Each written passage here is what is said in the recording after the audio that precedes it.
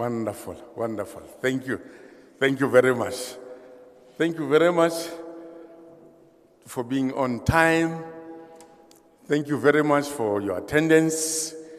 My name, I'm December Moloi, the District Director of Motheo Education District.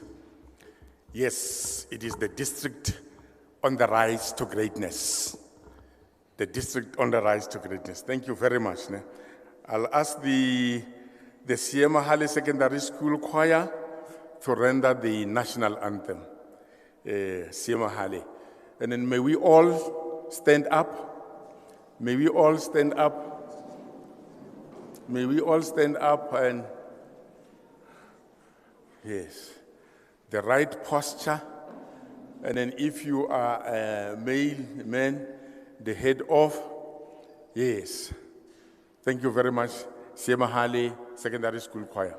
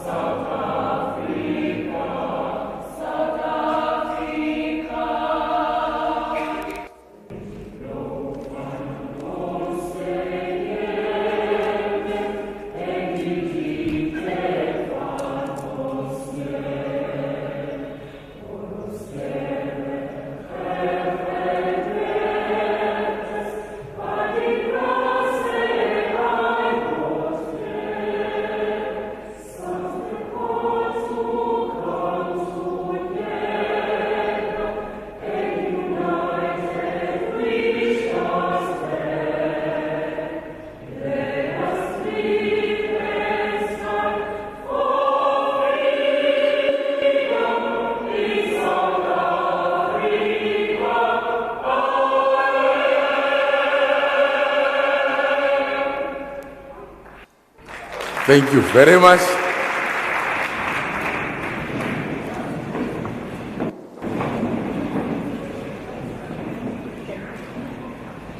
Thank you very much, Mahale Secondary School Choir. Thank you very much for properly rendering the national anthem. If they did not render it properly, hey, there was going to be trouble here. I remember one occasion, and then another choir had to be called in to render the national anthem properly, after the first one did not do it properly. There is no prize for guessing who requested the second rendition, our Honorable MC. Thank you very much. As I indicated, I'm Mr. Moloi, your program director for the day. Thank you very much. I really want to extend our warmest word of welcome, and then as a district, as Botshabelo, as schools, as stakeholders, to our Honorable MEC, Dr. Mara.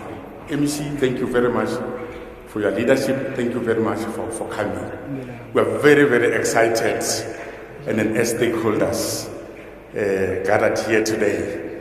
And then our councillor, yes, councillor, thank you very much.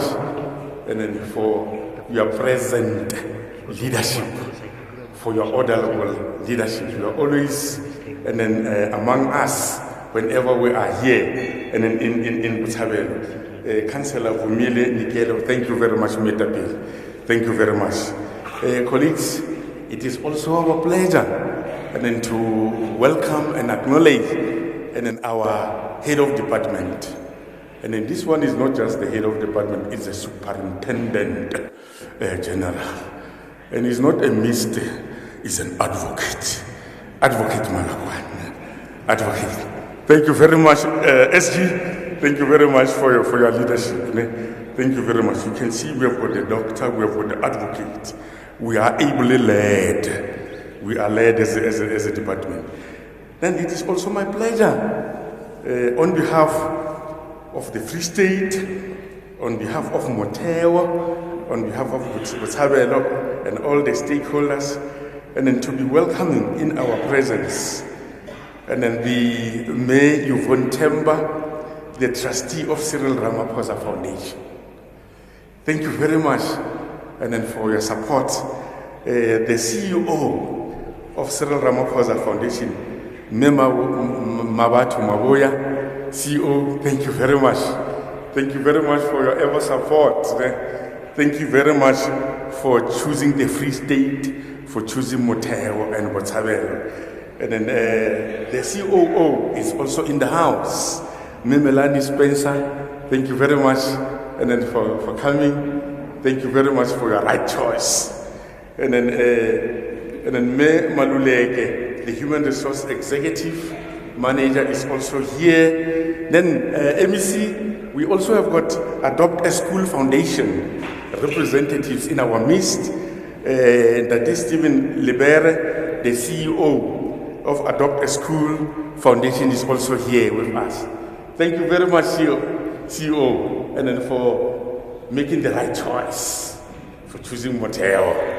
Yes, and then we also have got Mayor Benis and then Maponya, the program manager for social welfare programs here in Botshabelo. HOD Mayor Maponya is part and parcel of the furniture.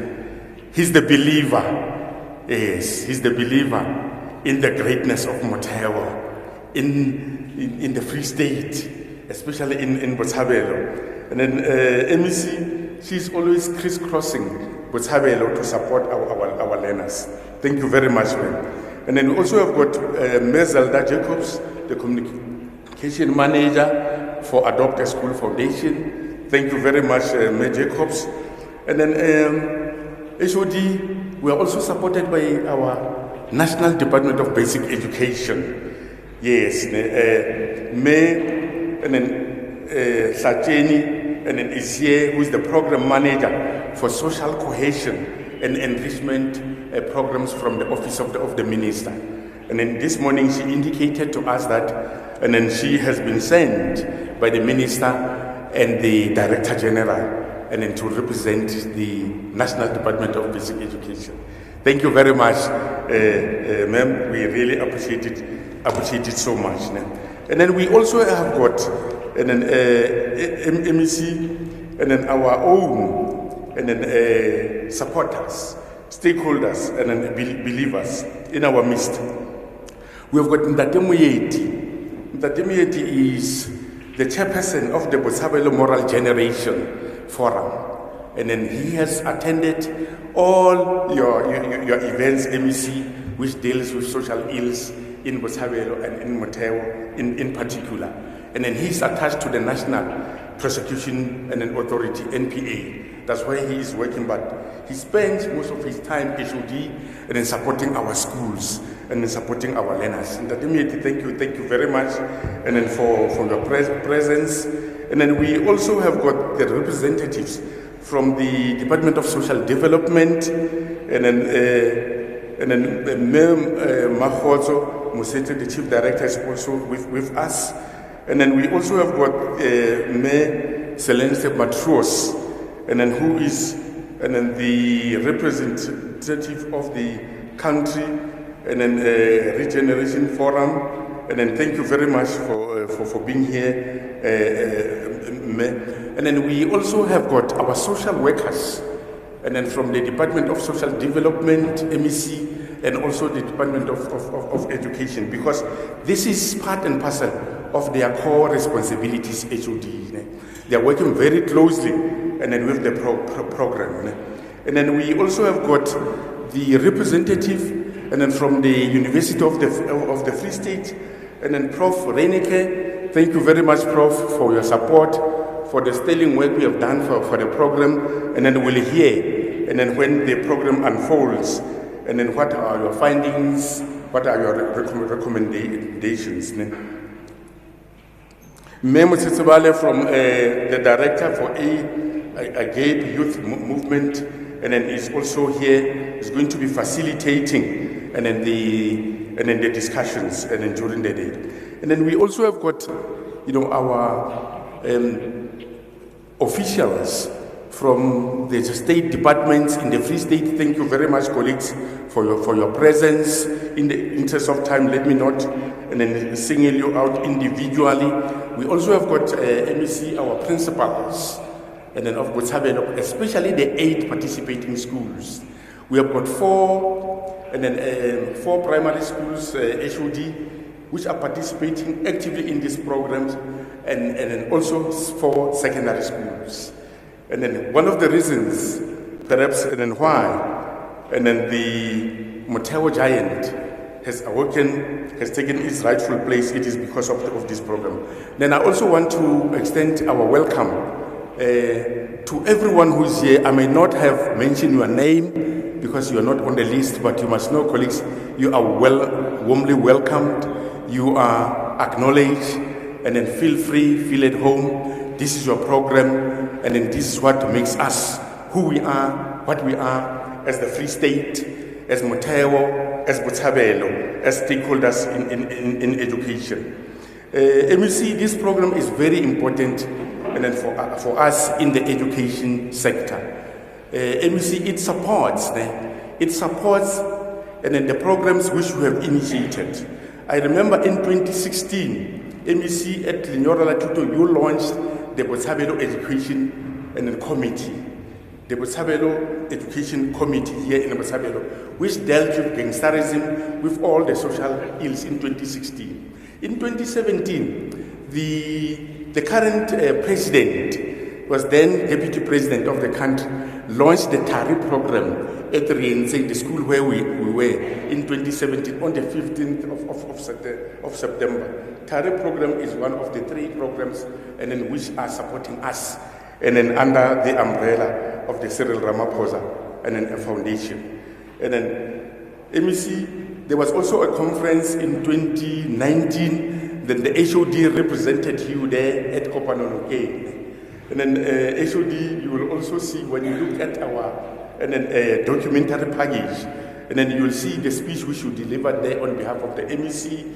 And then this one is now the second by INR, second by INR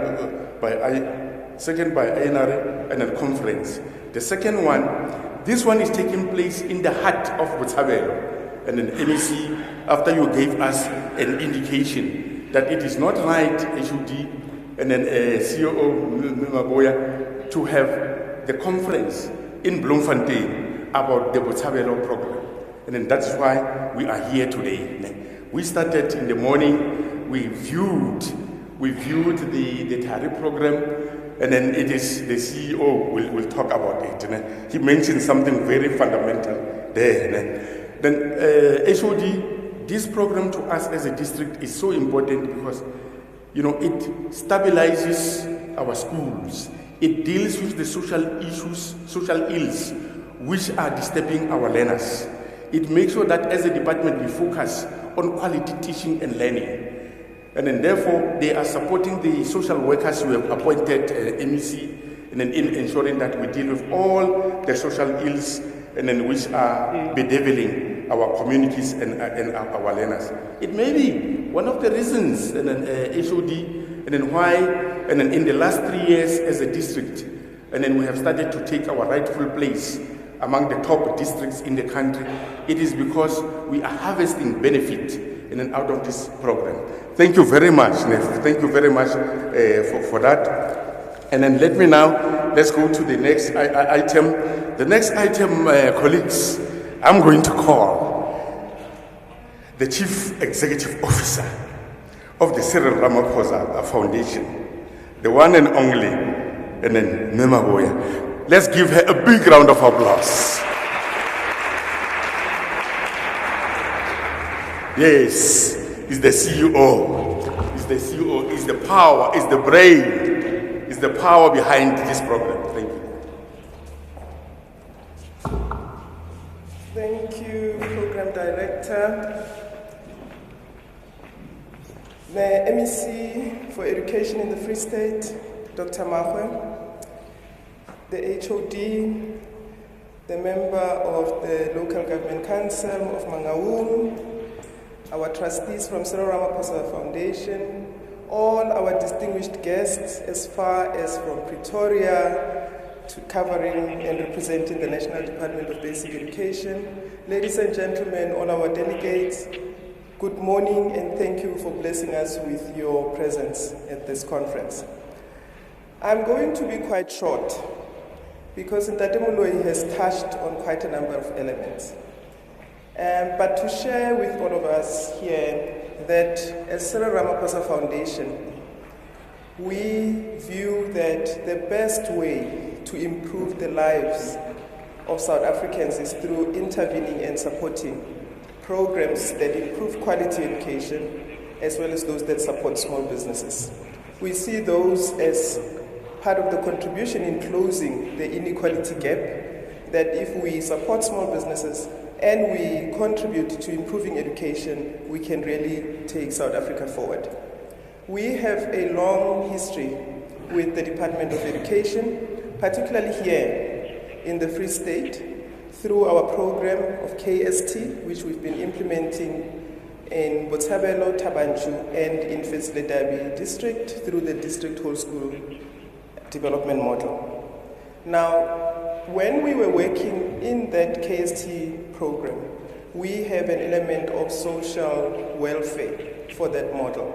That's where we picked up that this element of social ills and socio-economic challenges that are facing children that we have seen as we were implementing our other programs throughout the country, it is also affecting learning outcomes, meaning it can actually undermine your investment in quality education because of the outcomes of learning. You may have good teachers, good infrastructure, but when the children are not supported through psychosocial care and addressing all the challenges they're facing at the home, your own investment and intervention in education can be undermined. That is why we borrowed from UNICEF, we borrowed from other players that look after the social services to say what kind of a pilot can we put together to implement in the 8 schools in Botshabelo. Because at that time, some of the challenges through the Botshabelo Moral Regeneration Committee were that there's high levels of gangsterism. We all understand the situation in Botshabelo. I think this morning Tate Moloi explained to us where parents commute and come back late at night. And we said that if we can pilot, because ourselves as CyrilRamaphosaFoundation, we believe in testing models before we invite others to come and join us. We said, let us test this 3-phased model where we can build a safe park, where we can approach local community-based organizations that have child and youth care workers under their wing, and we appoint them to be part to help us with offering psychosocial support. And if we can attract the local organizations to come with us through a multi-sectoral forum so that that pathway of social services can be attained much quicker, we can learn lessons together and we can improve the services that are provided in Botshabelo. We said we are piloting for 5 years. We met in 2019, which was 2 years after starting the pilot, because you can't just run without stopping to reflect. And we had said we'll meet every 2 years throughout the duration of the pilot program. We are piloting for 5 years. We are going to reflect after 5 years to see how we can extend the program now that we would have concrete facts and all that. We are meeting today post the 2-year COVID-19 pandemic. We were meant to have met in 2021, and we are here now, and it is 5 years. In 3 days' time, it's exactly 5 years when we launched this program. We are meeting here today to reflect. We are going to receive information from the professor from the University of the Free State who did a research on the impact of this particular program. He's here to share with us the results. We are here to have listened to our other colleagues that work in psychosocial support services throughout the SADC region. We are going to look back to say, are you for real? Dr. School Foundation, CyrilRamaphosaFoundation, the multi-sectoral forum. Are you for real when you are saying you are impacting the lives of children? Or are you just, doing your own thing? So this day is very important to us. It is a short conference, and it is short so that we have time to go back and continue the work. It may look like a half-day conference, but it is timed in that particular way so that we don't spend a lot of time talking. We can take the results and go straight back to the office and see how we can continue contributing. With those few words, ladies and gentlemen, there is a video that we will share where we will hear our stakeholders that were interviewed to explain the program in more detail. I will stop right now so that we can have time to hear from the stakeholders what this program means, what it has done in the past 5 years, and why we should definitely continue and see how we can replicate and scale it so that more children in the country can receive such assistance. With those few words, thank you very much.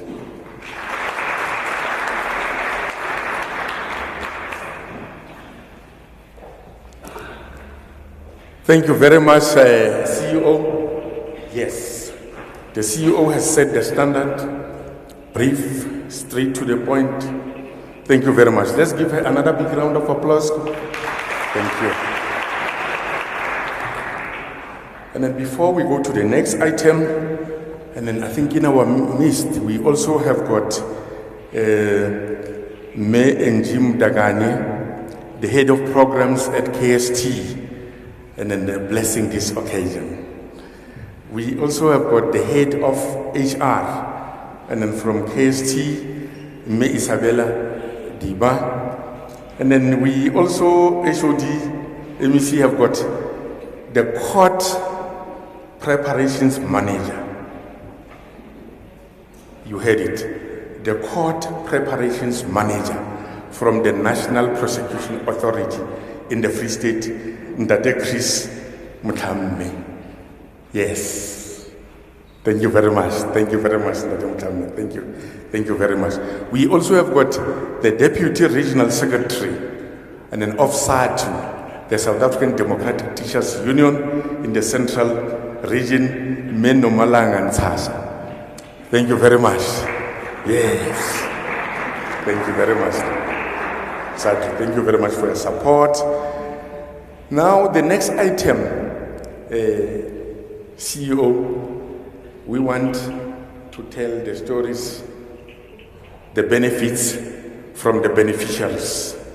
And then if I'm going to talk about the benefits of this program, HOD, people will think that I'm spinning. I'm not going to spin. And then the 8 schools participating, 4 primary schools and 4 secondary schools, and then the community members, and also the drivers.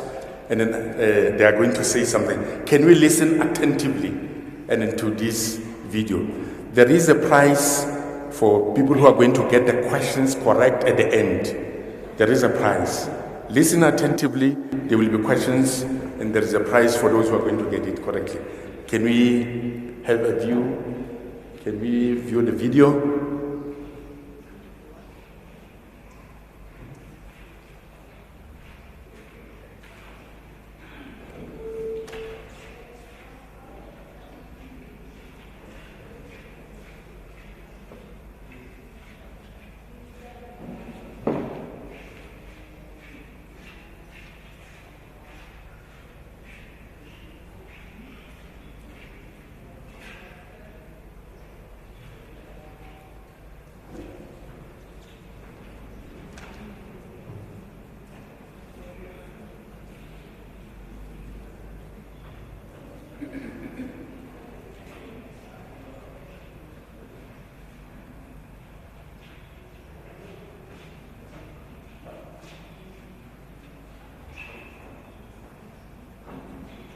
It was established in 2004 as a CSI arm of the then Shanduka Group.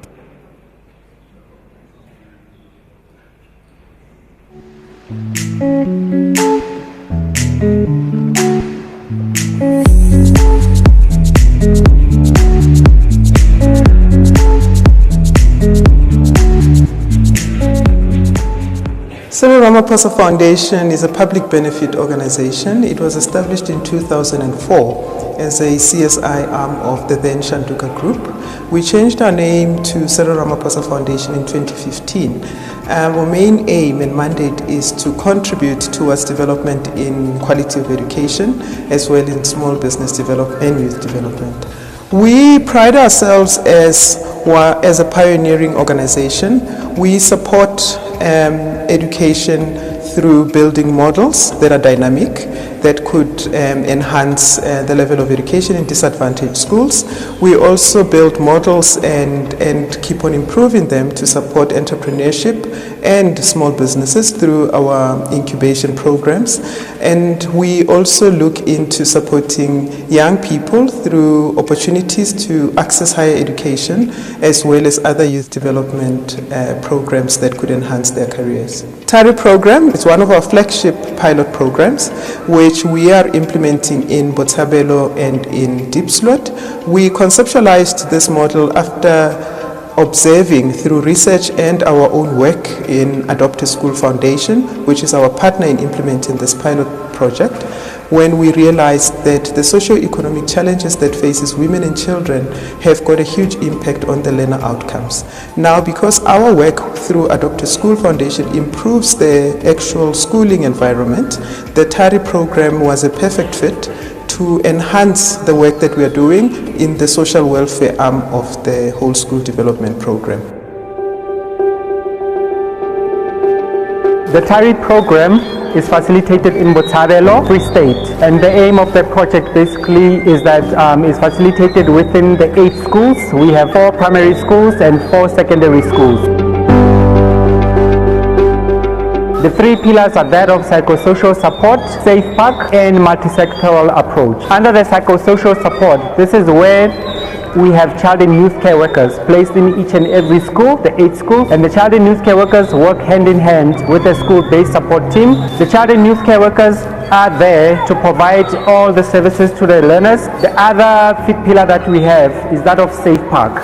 The safe park is implemented within the school premises. We've got a formal safe park within the school, and other schools whereby we do not have the infrastructure available, we've basically provided informal safe park. These are just classrooms whereby we have made available all the equipment, all the activities. Another pillar that we have is that of multi-sectoral approach, whereby we have approached different government departments within the community.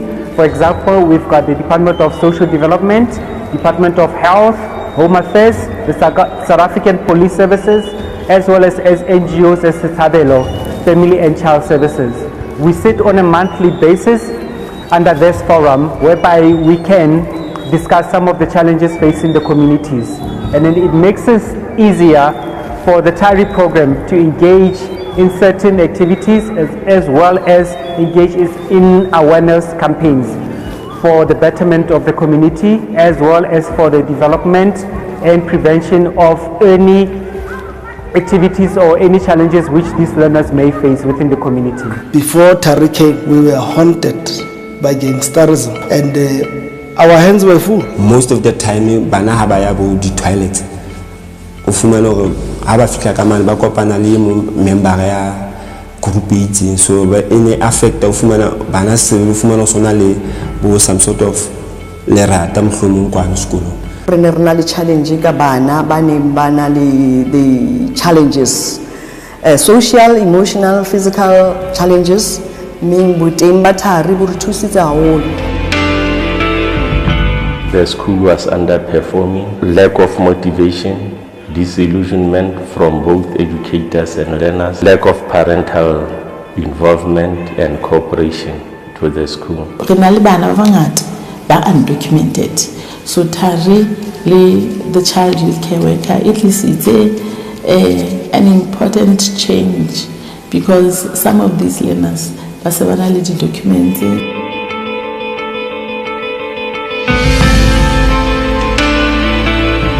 The child and youth care worker gets children from the SBST committee. The SBST committee, they get children from the teachers through the process of CS policy.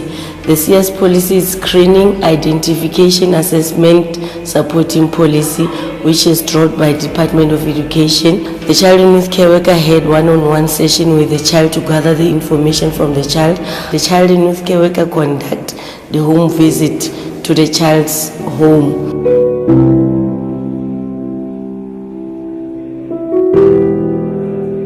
At school, I do psychosocial support, which falls under 5 activities. That is casework, home visit, group work, group therapy, and referral. How about in high school? Hong Kimolo's in natural coordinator, ya SBST. Nekitwani sekitwele bana ka classing. Ye ligationing kilo bona batswadi ba bana ka bakala the challenges tse ding tsa bana bana ntswa. Kana ko ngwana o ba abused. Ke a parent, ke the brother or what, and baba pregnant, ke the neighbor, and ne ke tshwanetse ke tloelle bana ka classing.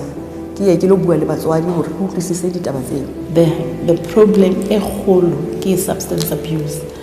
Learners would come to school very high, unruly, but disturb learning, teaching and learning. Some others will even drop school because of the situation that they are in. Basa khone ho balance education and their life.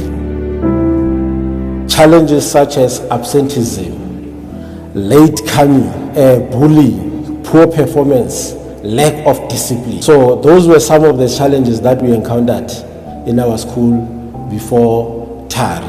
There was a learner that was identified by the child and youth care worker at a certain school, and then that particular person, after investigation, they found that the child is a foster child, was using and dealing with substance abuse, and then the case was referred to the relevant department, which went through social development, the Department of Health, and also the SAPS in order to assist the child. And at the end of the day, the child was assisted, and it's one of the things that makes me happy, that makes me sleep well at night, because I know that the forum is doing something to the community and also to our learners. Nna ke le ka fumana thuso ngwana ka hona jwale tjenana o qetile sekolo o pasitse o tswile mo drugsing na le license o qetile matriculous o na license hona jwale tjena o etsa nursing. As teachers, we are more some kids cannot disclose things to us, but to also Ntabeleng as our child and youth care worker, they know they can actually share their private stuff, their own personal stuff with her.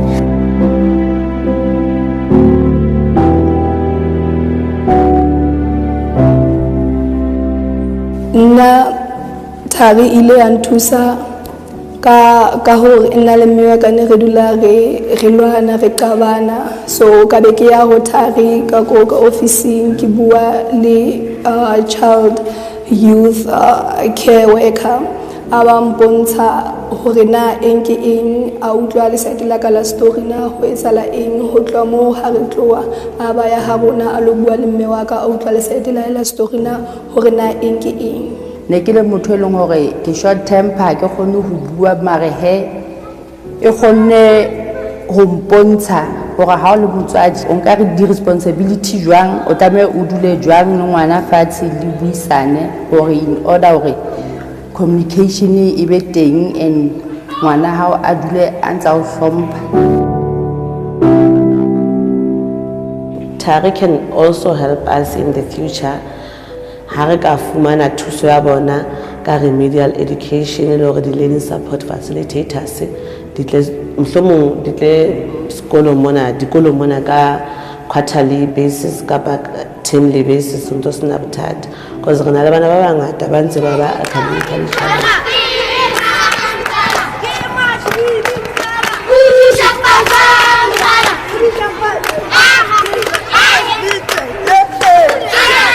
Ke le motswadi nna especially wa motho wa ntate ho nona le ditaba tse ding tse kapa issue tse ding tse leng hore nnete motho no ke wa di kgona tse kenelletseng ka matebo tse haholo di hlokang bona batho ba bomme ba well trained ka tsona ba kgona ho ya in detail dinthong tse ding ka nako ngwe rena re le bontate re sa kgone go fitla go tsona.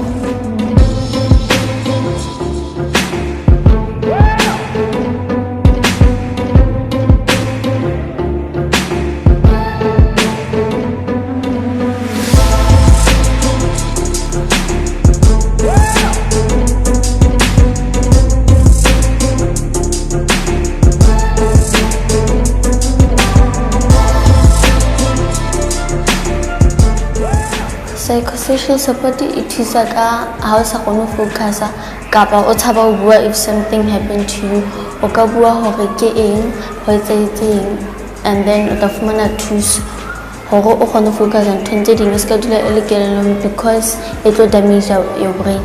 Scrabble se thusa ka spelling le meaning and then effective haholo di subjecting jwalo ka English so if something jwalo ka SA it will be easy hore o ngola how tseba Scrabble hobane di words tsa teng o tla botsiba di meaning so o tlo ba tsona di helping words tsa SA ya hao. Dipapadi di teng kwana sekolong bana ba bapala ba se ba tseba di chess bo morabaraba dintho tse ngata. Games such as soccer, netball. For the first time, we have seen learners enjoy mathematics through this support. Just last week, we have seen our learners winning in chess from the cluster here. They participated in the district. If you look at the books, they're doing enough exercises. There's a change. A change has taken place. And I'm very happy. The safe park is really a safe place for our learners because they used to hang out at tuck shops, but now they really want to. Even during the holidays, they'll be saying, we want to go to the safe park because they enjoy playing there while learning.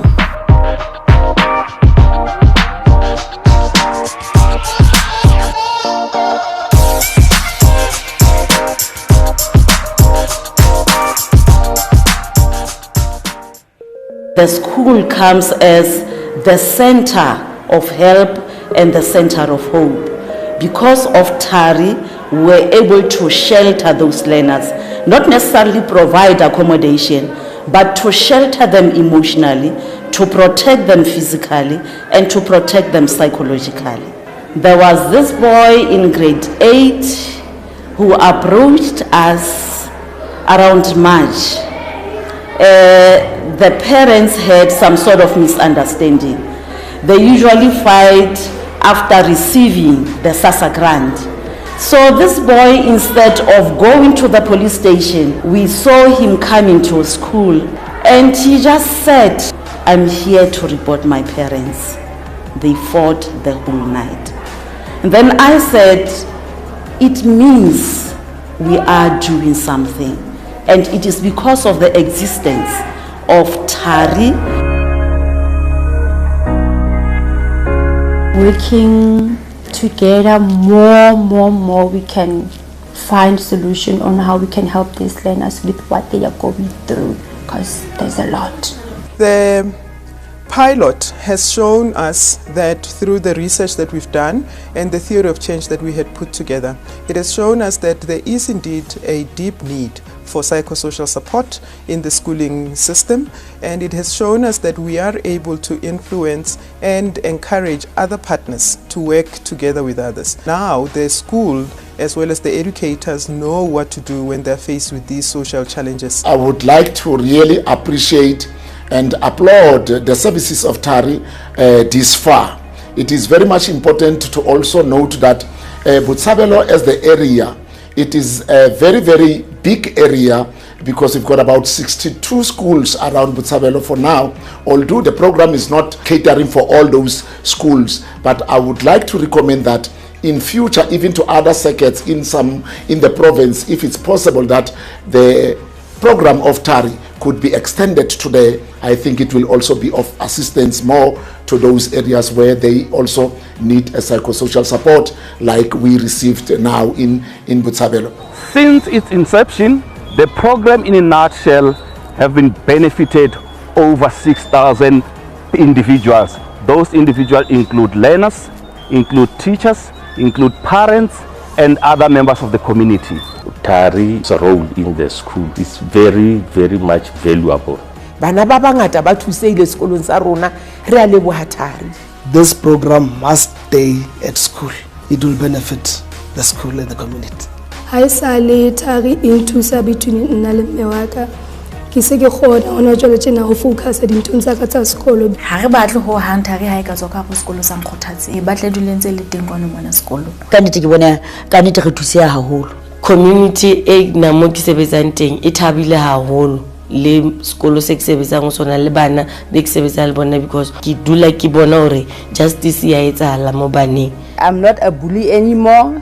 Ke khona o fa bana ba ka lerato ha o sana dintwa ga o tlisisana lerato le teng ka tlung. Everybody wants the safe park. Everybody wants to be part of Rientseng, and the enrollment is also going high because of the safe park. And really, as I've said, from my side, it's really helping me in the child as in totality. Thank you very much. Kannete Tari ere imulusi. Le nna ke le tjene nna bane ba mpia hantle jwalo ka bona bana bao. Nna ke unne molemo o moholo jwale ke lakatsa go leboa Tari haholo ha ne se ka bona ka gola ka be ke tletse moriri o moputswa hlomo. Thank you for the difference that you have made and you are continuing to make at Intumediseng High School. The program only needs to be expanded to all schools in South Africa.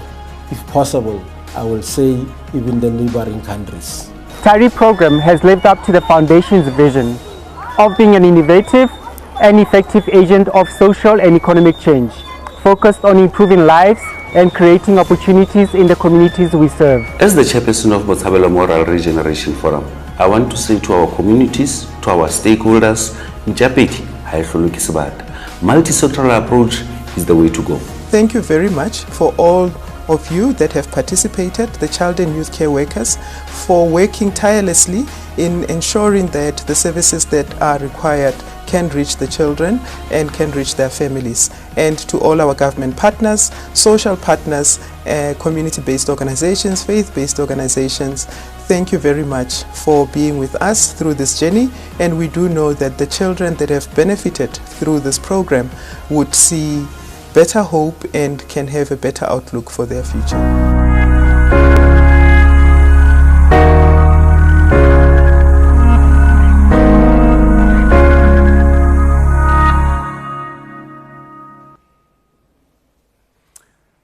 Thank you very much.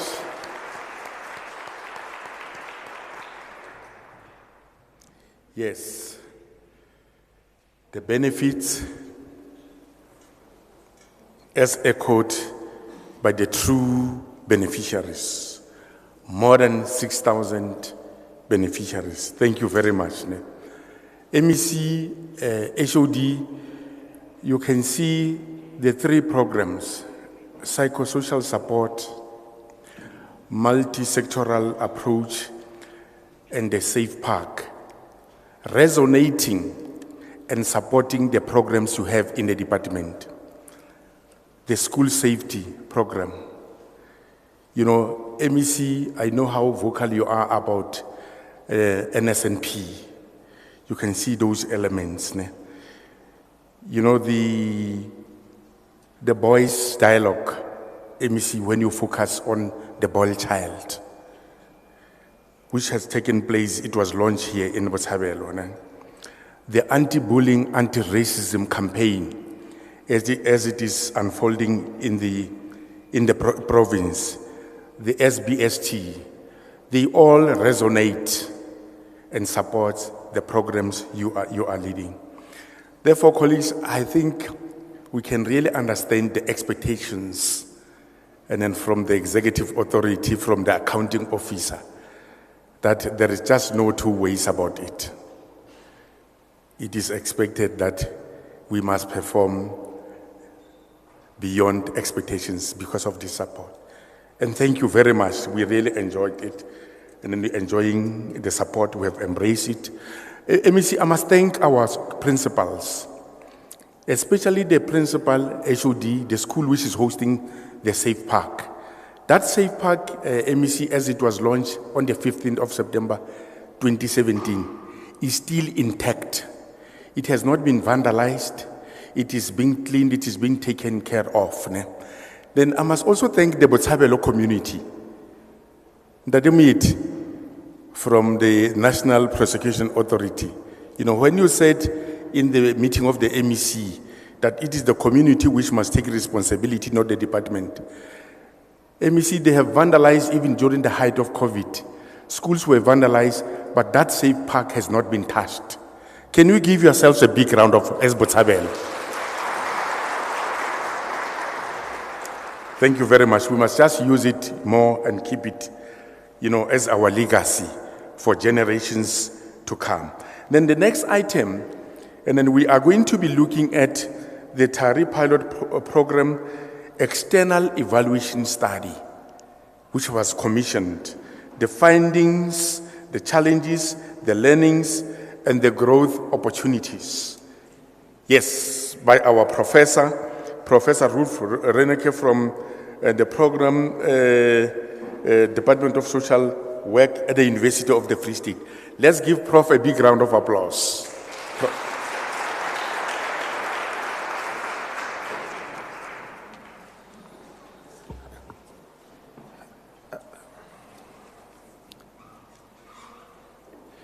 Program Director, MEC Dr. Magu, HOD Advocate Malaukuane,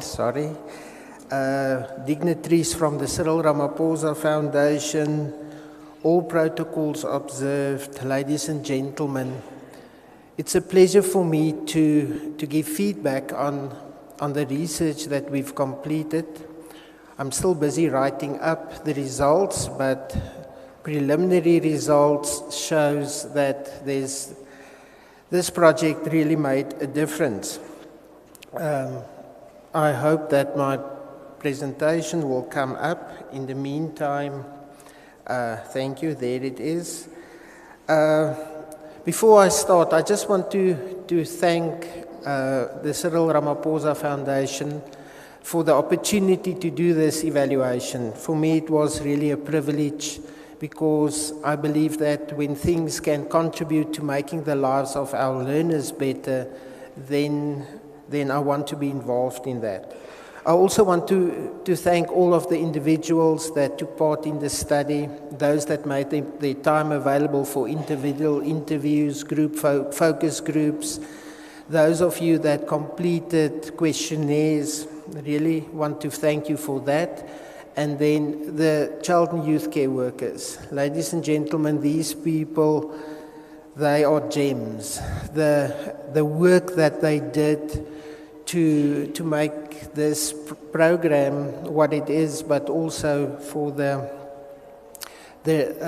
research was really something quite helpful.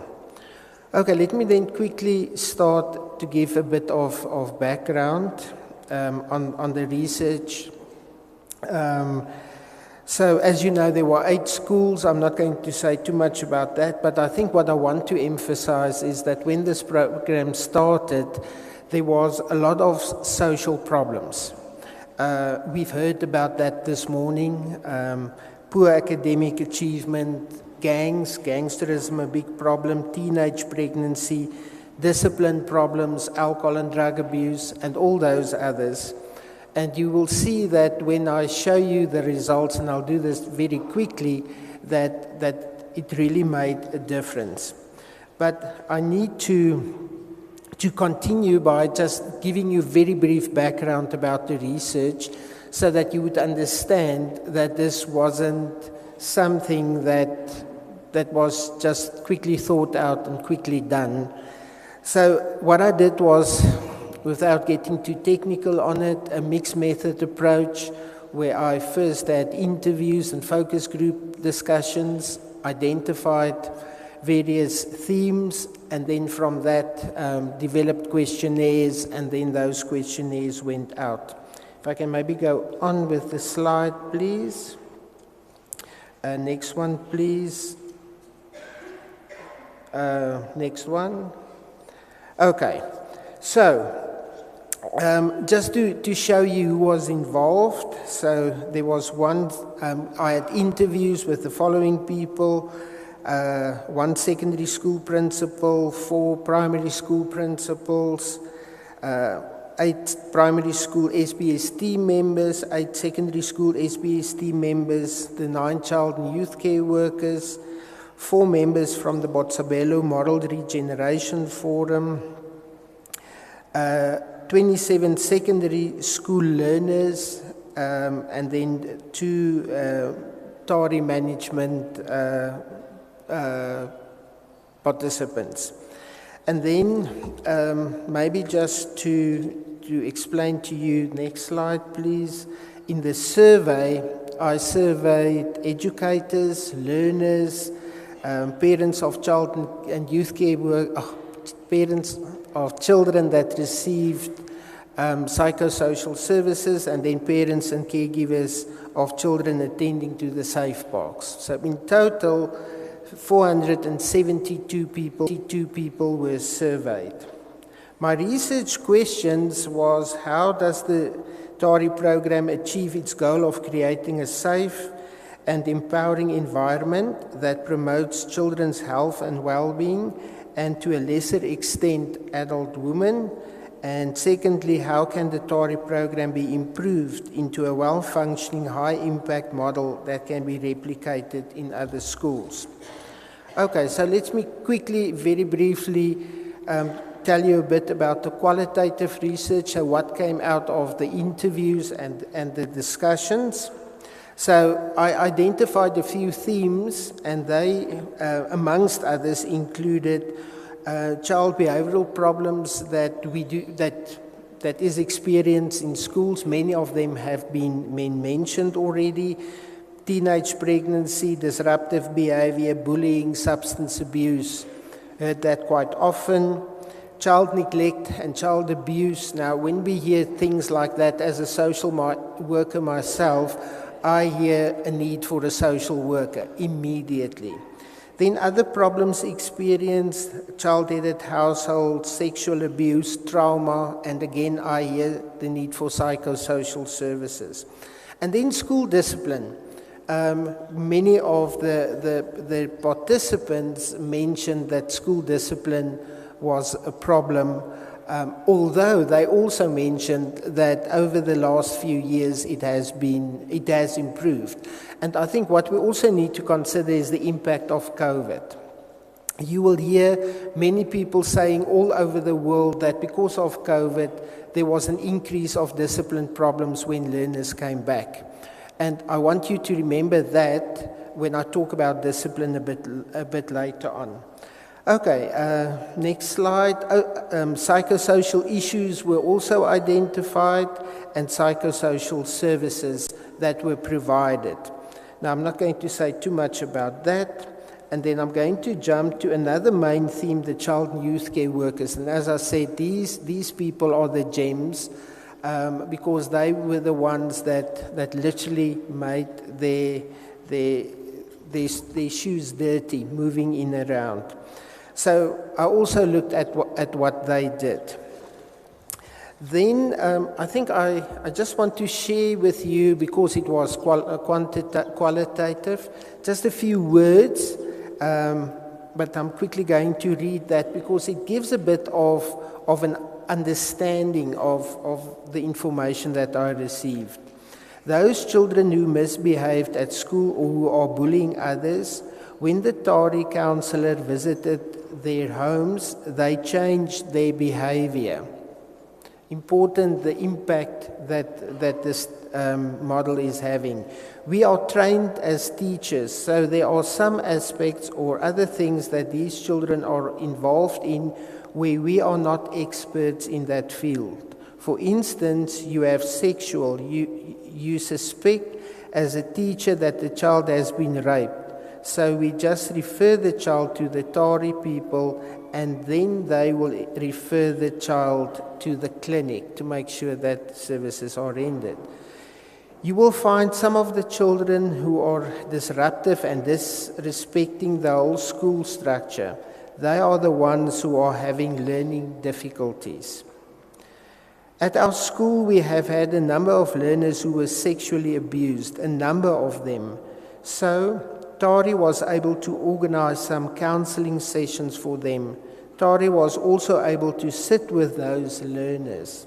And then lastly, and this was a very powerful thing for me, a learner that shared this with me during a focus group.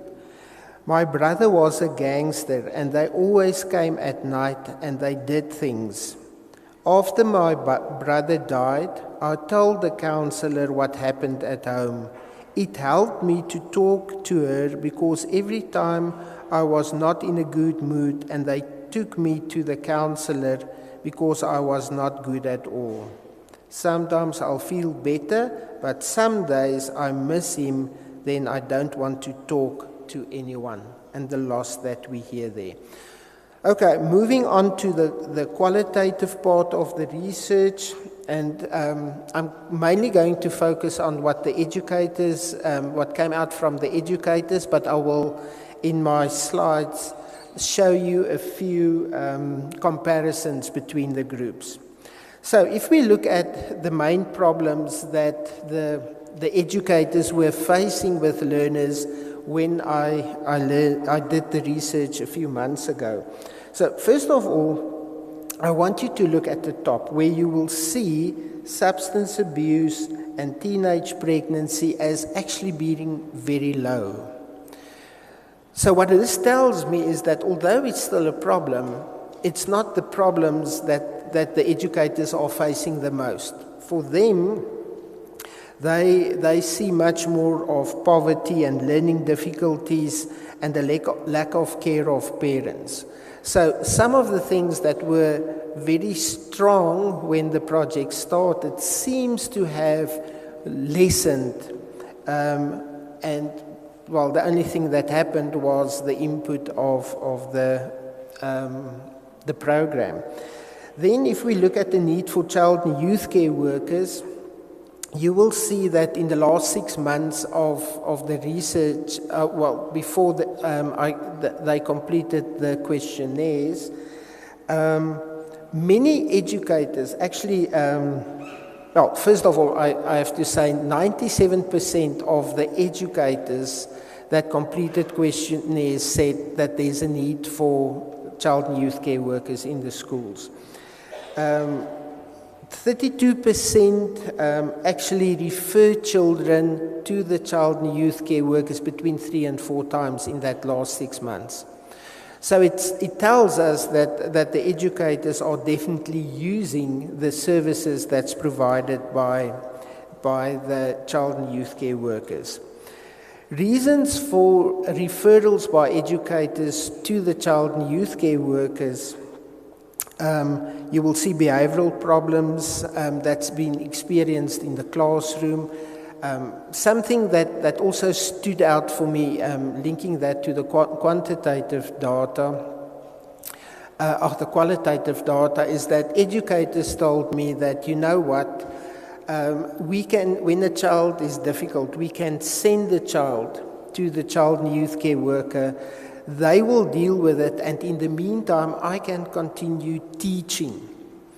So if we think about the right of learners to education, those learners that has the right to education, those rights are being supported by this project as well. And you will also see that, if maybe just the next slide, please. Thank you. That sexual behavior of learners is also something that seems to have decreased.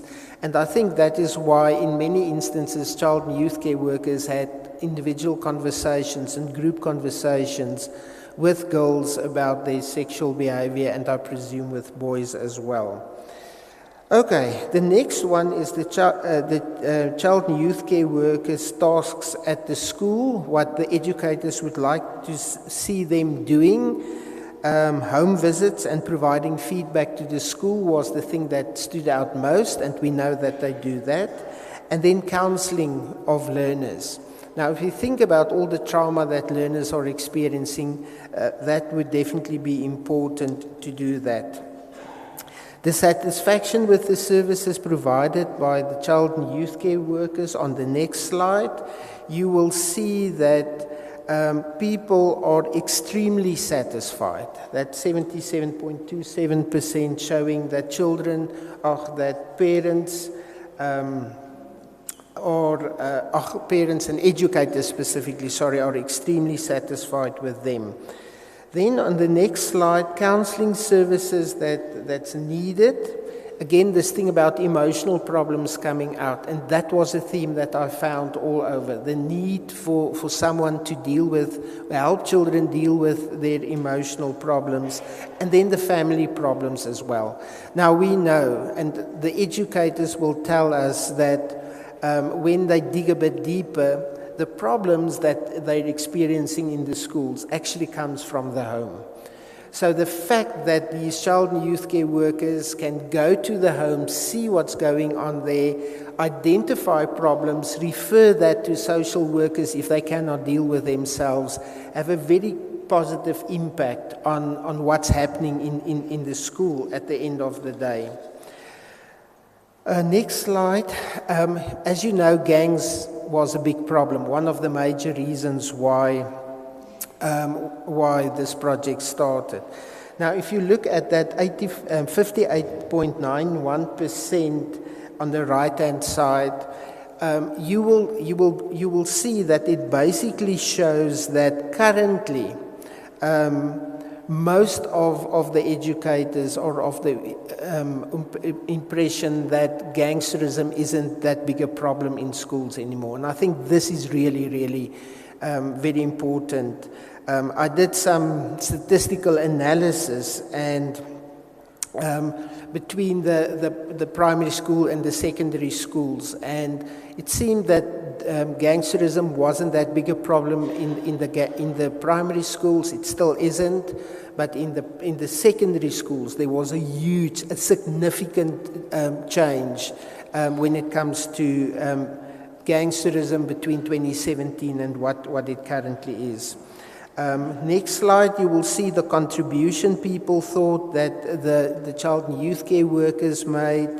That 38% educators thought that it made a significant contribution. If we add to that a fair contribution, we can really see that this impacted the gangsterism problem. We can skip the next slide for time. Then I'm going to focus on school safety, because school safety is also an important thing. When people feel safe at schools, they can learn. We know that it's biologically not possible for people to learn when they're afraid. So school safety is really important. And if we look at all those three groups, the caregivers, the educators, as well as the parents and caregivers of both groups, 50%, 40% and 52% of them feel that it made a significant contribution to school safety. I also asked educators about how they feel about school safety. Do they feel safe? That went up. Learners also said that they feel safe. In that slide, you will actually also see that 30% of learners wasn't sure if it made a difference, but that's because children move in and out of schools. So discipline problems in the classroom, the next slide. I quickly want to say something about this. If you look at this slide and you look at the statistics, it doesn't seem that the project really made such a difference in terms of discipline problems. Now, I was a bit unsure about this. What is this telling me? But I think what we need to understand is that probably the discipline problems became less violent in the classrooms. So children will be children. But I think the very important thing is what we have to consider is the impact of COVID. I went to a conference earlier this week where COVID was in education was one of the topics that we spoke about, and everyone there said after COVID there was a spike in discipline problems in schools. Now, if we look at these results, it shows that it went down a bit. So considering COVID, it probably went down much more than people would really realize. So it seems to me that it definitely makes a difference when it comes to discipline. And then the next slide, you will also see that the impact of the child and youth care workers when it comes to discipline and lessening of discipline problems was also significant. Then learner behavior also improved, 48% on the next slide. You will see that 48% of the educators felt that it made a significant contribution to learner behavior, and I think that links to the discipline discussion. Then it also contributed to improving the school-based support team, and 93% of the respondents also indicated that there's a need for social workers in the schools. Okay, I quickly want to go to the conclusions and the recommendations. So how much time do I have left? A minute or so? Okay, so I just want to stay within my time. So if we look at the conclusions, ladies and gentlemen, the TARI program definitely contributed to protecting children's right to education as well as social services. The various psychosocial services supported learners with psychosocial problems, and it had a positive impact on their educational outcomes. It improved school safety and it helped prevent psychosocial problems. It was clear that educators made use of these child and youth care workers, and they were very satisfied with that help. The main contributions of the child and youth care workers were that they improved the academic performance of learners. If you looked at that video that we saw, you would see why. The children find it easier to confide with the child and youth care workers, and one of the educators in the video clip also mentioned that. So it's easier for them to talk to educators, they share easily with them, and then they make sure that these problems are being attended to. And I think because someone is dealing with those problems, it gives our educators more time to teach. And that was also a strong theme that came out. Child and youth care workers also supported learners with academic tasks, and they supported the educators with discipline problems and anger issues. This thing about anger, the anger that we have in our youth, that came out quite a few times. But I also heard that it's going better now. Then, on my next slide, there's a significant decrease in gangsterism. And because that was one of the aims of this project when it started, I think that's wonderful news. And maybe if we think about other areas in our society, if we think about the Cape Flats, for example, where gangsterism is such a problem, maybe this is something that can really help them as well. Discipline problems related to violent behavior and aggression is dealt with, and the reasons behind that behavior is also dealt with. Learners are experiencing very serious problems that cannot be dealt with effectively by educators. This again showed the necessity for social services in schools. The project improved SBSTs of the various schools, and there's a definite decrease in behavioral problems. The last few conclusions, the availability of social service professionals made a difference in the general functioning of these schools and the social functioning of learners. The safe parks provided enormous support to learners. And if I had more time, I would have said a few things more about them. And then also the Botshabelo Moral Regeneration Forum contributed to ensuring that the community is involved and they strengthened the reach of the project. This is a good example of community engagement, but unfortunately not all the government departments were actively involved in the forum, and that's maybe something that can receive a bit more attention. Okay, if we can go to the next slide, my recommendations.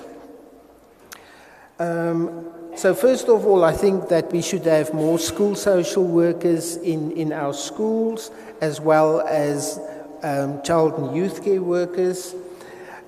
We have these school assistants and learner support agents in our schools, and what I propose is that government use that money, employ child and youth care workers in schools, make sure that they are well trained and well supported by social workers, and that we follow a clustered approach to service delivery. It's not possible to have social workers, currently in any case in all schools, but if we have child and youth care workers in every school with one social worker responsible for 3 to 5 schools that can support them, that might be something that we can go on.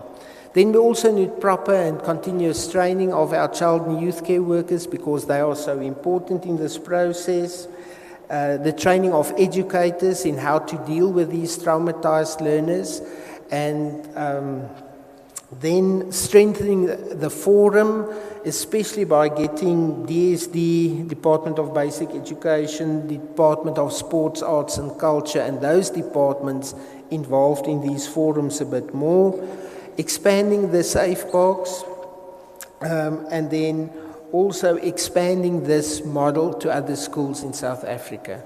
I really want to congratulate the TARI management, the CyrilRamaphosaFoundation, the Adopt a School Foundation, for a very, very well thought out model that can, with a few tweaks, be improved even more. Thank you so much, ladies and gentlemen.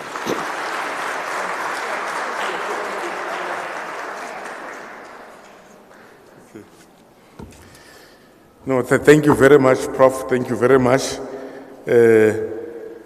It is because of your title that I had to allow you 58 minutes. 58 minutes instead of 20 minutes. But it's fine. It's fine. It is because of the importance of the subject. Can we give Prof a big round of applause? Yes. The CEO, Me Maboya, and Dadelebere, the findings confirmed to me one thing, that the school is an oasis of hope for the hopeless.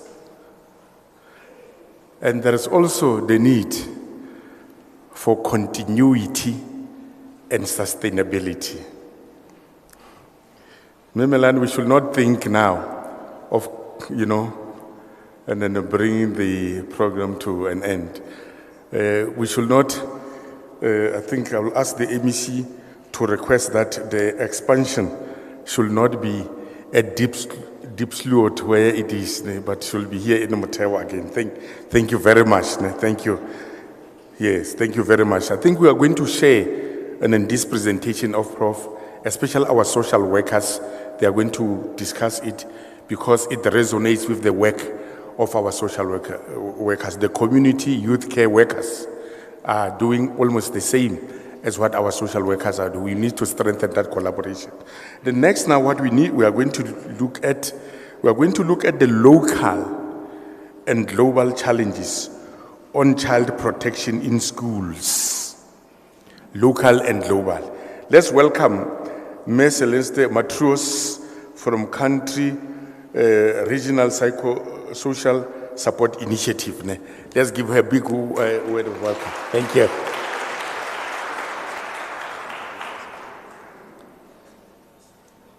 morning, everyone. Good morning, MEC, distinguished guests, members of department, all protocols observed.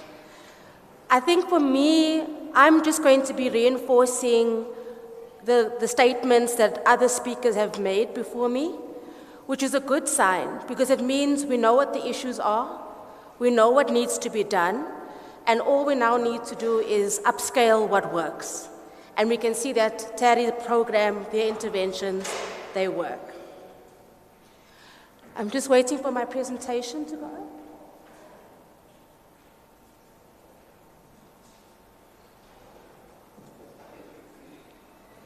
So I'm representing REPSI, the Regional Psychosocial Support Initiative.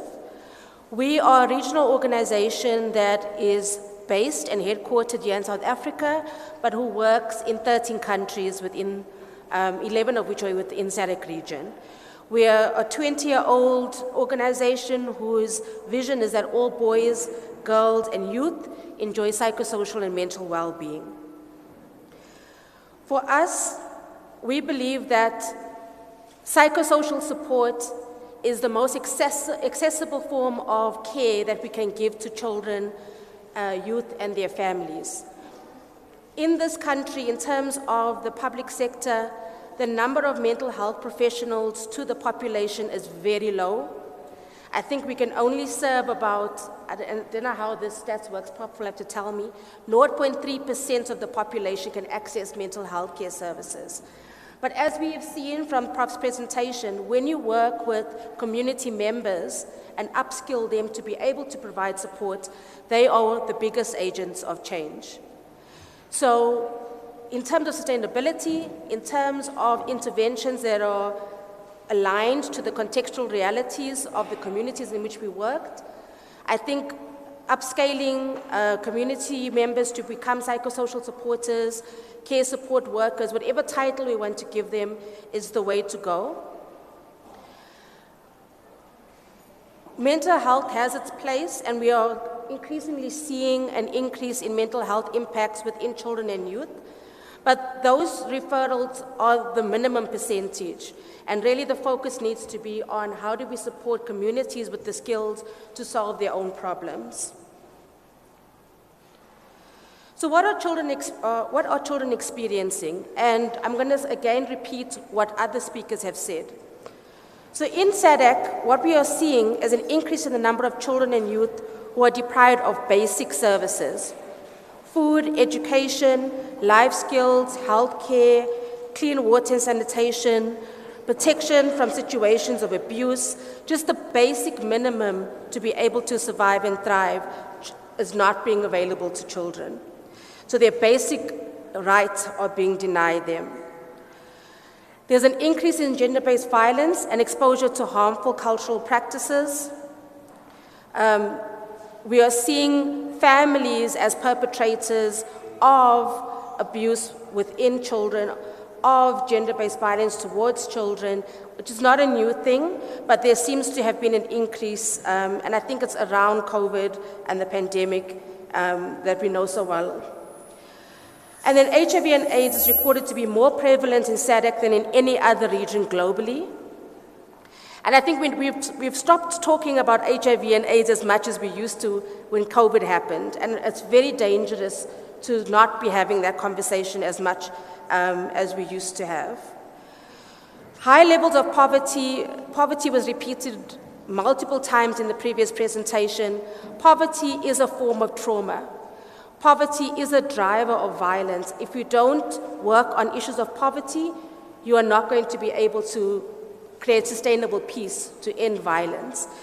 And there are huge amounts of poverty that have been exacerbated by the global financial and economic crisis, as well as conflicts in other countries on the continent and natural disasters.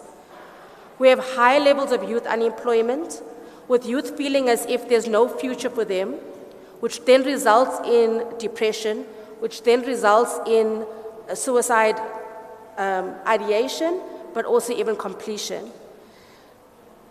We have the fourth leading cause of death in children and youth aged 15 to 29 is suicide. In girls, it's the third leading cause of death. So it's serious. Really working on these issues of mental health is now, it's a crisis that we need to be addressing. And when you have no future and when you have all these severe mental health impacts, you are more likely to then engage in behaviors that are socially deviant, that's risky. So we're seeing an increase in criminal activities, transactional sex, gender-based violence, early marriage, alcohol and substance abuse, which were also on the previous presentation, as well as gangsterism. So again, like I said, the pandemic then exacerbated the risk and vulnerability for children within the region.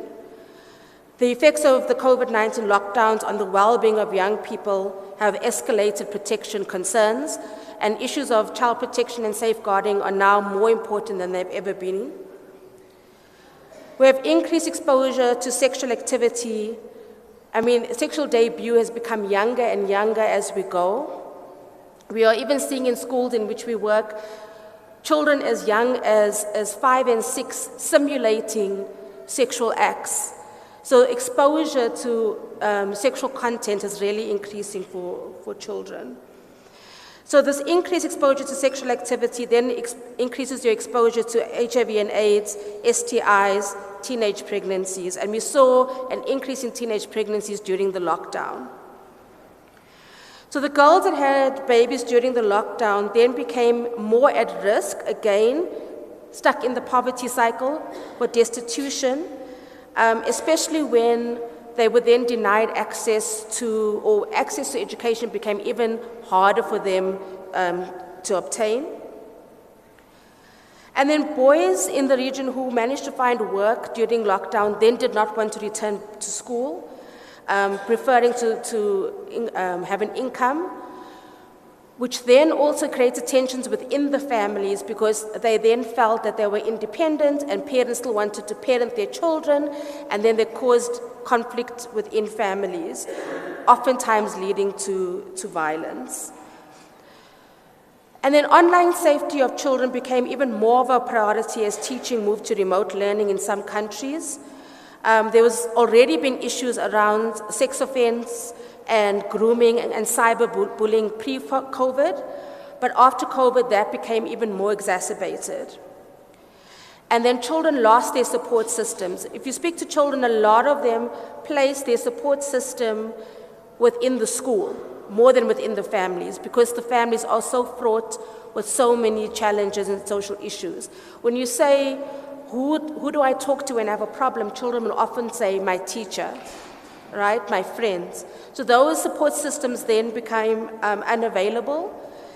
And until then, remedies were made to provide food and sustenance to children, even when they were not at school. There was a period of time between January and July where children could not access food, and the meal that they were receiving at school was usually the only meal that they were going to receive their whole day. So in South Africa, we were, as part of SADC, we were not different to the issues I mentioned previously. We also had COVID impacting on the well-being of our young people, and then children being more exposed to risk and harm. But we also are now seeing high rates of children who are orphaned as a result of the pandemic, who have deep bereavement and loss issues, as well as now social issues that are delaying their ability to be able to thrive within their families and within their systems. Again, high rates of poverty and unemployment, which affected basic rights. The economic divide that we saw as a result of COVID was further highlighted through the pandemic. So food insecurity in the country was an issue even before the pandemic. Malnutrition was an issue even before the pandemic. But these have become even more prevalent after COVID-19. So I don't know who's doing the slides, but I've skipped way ahead. You can carry on for a bit. So what we're seeing in our schools in which we work is a lot of children who are late to school, who are performing badly because they're exhausted. And when you ask them what the situation is at home, you find out that they are either caring for a sibling who's younger than them or a sickly parent, which again was happening even before COVID. But because of COVID, these responsibilities and pressures on children have increased even further. So before a child even gets to school, they've already worked a whole day taking care of their siblings, dropping their siblings off at wherever ECD center they are situated, before they even. And some children are saying that they don't even have time for homework because of all the responsibilities that they have on their plate. And then we know about the high rates of violence in schools, families, and communities. They were mentioned in the previous presentation. They were mentioned in the addresses previously: the bullying, the gangsterism, the child abuse, and the gender-based violence being the most prevalent forms of violence that are reported.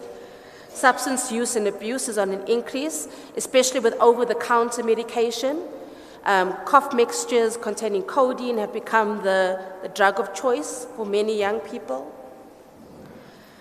We are seeing in our children and in our youth high levels of depression, anxiety, post-traumatic stress disorder, suicidal ideation, and completion. So I think the scary thing is that there seems to be an increase in the number of children who not only think about ending their lives, but also follow through with that plan. And self-harming behaviors like cutting, exposing themselves to high risk, is on the increase as well. At REPSI, we always do a baseline assessment and an endline assessment after all of our interventions. And one of the things coming out of that report was that LGBTIQA+ learners are really feeling excluded and discriminated against within schools. They are feeling as if they are not seen. They are feeling as if they don't have a voice.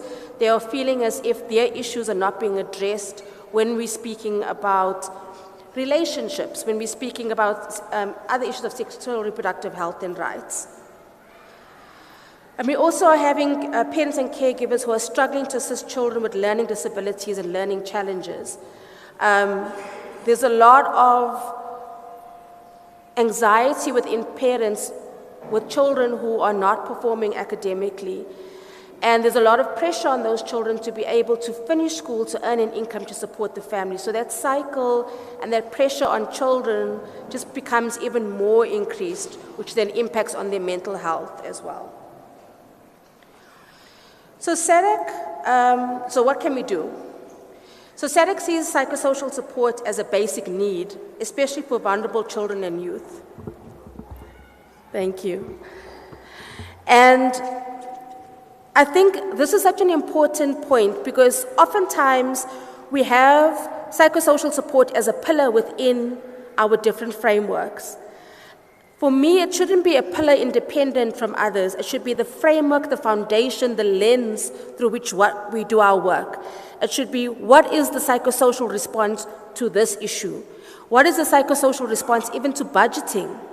I think one of the reasons we have such a low levels of access to mental health care is because it's not budgeted for, right? So if we're looking at these issues from a psychosocial perspective, from a trauma-informed perspective, we're thinking about issues of how do we respond in a way that's in the best interest and well-being of children. It's also a key priority of countries and high-level donors like UNAIDS and CEDA. So it's something that we really need to be looking into in terms of how do we really centralize and put a spotlight on mental health and psychosocial support. So that goes to my next point about needing to mainstream this across, all as a foundation rather than just a pillar. So what are we seeing globally? Globally, child protection interventions are emphasizing safeguarding, because of the increased vulnerability and risk that children are exposed to. So children are very vulnerable and need to be protected from exploitation. Safeguarding and reporting mechanisms and policies need to be established in schools and linked with community social care systems. We need to conduct detailed assessments on the situation of children and young people after COVID and really work together to have a more systematic approach to that research rather than doing different researches in isolation. If need be, we need to have a census that provides with data on a national level to see what children are facing and how we can better respond to those issues.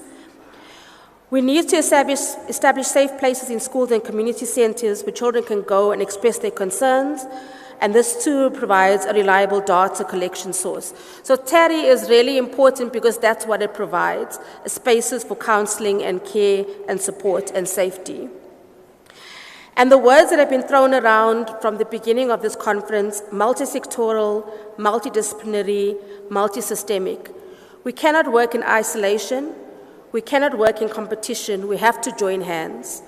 I love what the teacher was saying about, because you could take care of the psychosocial needs of the child, I could teach. So if we can work together, we can then focus on what is our responsibility, because teachers are overburdened with their jobs. Now we're asking them to please hold children's mental health and well-being as well. It's a lot to ask. And they're doing a very good job trying their best to create safe spaces for children.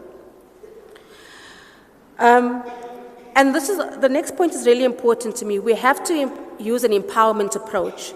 We cannot speak at children, families, and communities about what's best for them.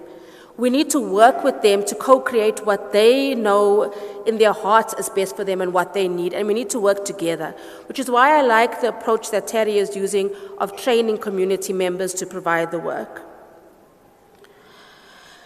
And we need to work both on prevention and response at the same time. I'm reading body language, so my time is up. If you go to the next slide, it's very important for us to work from conception to adulthood with children. We have to work ECD, we have to work up until these are functioning adults in the workplace. We have to hold children throughout the entire developmental process if we really want to see change, if we would really want to talk about sustainable peace and well-being for children. And we need to equip parents with the tools that they need to support their children. Okay, I'll just say one more thing because my time is up, and I won't really go to the next slide. But if you can just go to the REPSI SA impact, if you can just skip a few slides. A few more slides. Yeah, that one. So REPSI works very, very similarly to what TARI is doing. And I think what we want to say is let's work together, let's replicate these things at work. So when you look at the outcome and the impact of the interventions that we do, we're seeing a decrease in depression by 46%, an increase in resilience by 49%, an increase in self-esteem by 48%, and improved attitudes towards gender, especially to women and girls, of 52%.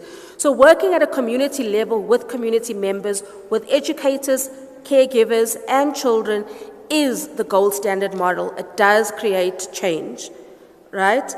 And I think that's what my takeaway from even the previous presentation is: this model works. How do we replicate these models in more communities, and how do we upscale this work further? Thank you.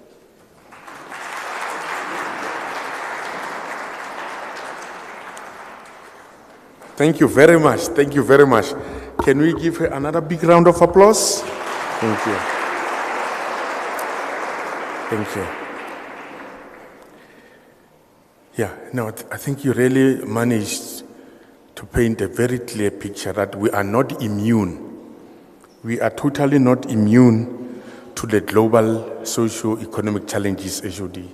We're not immune.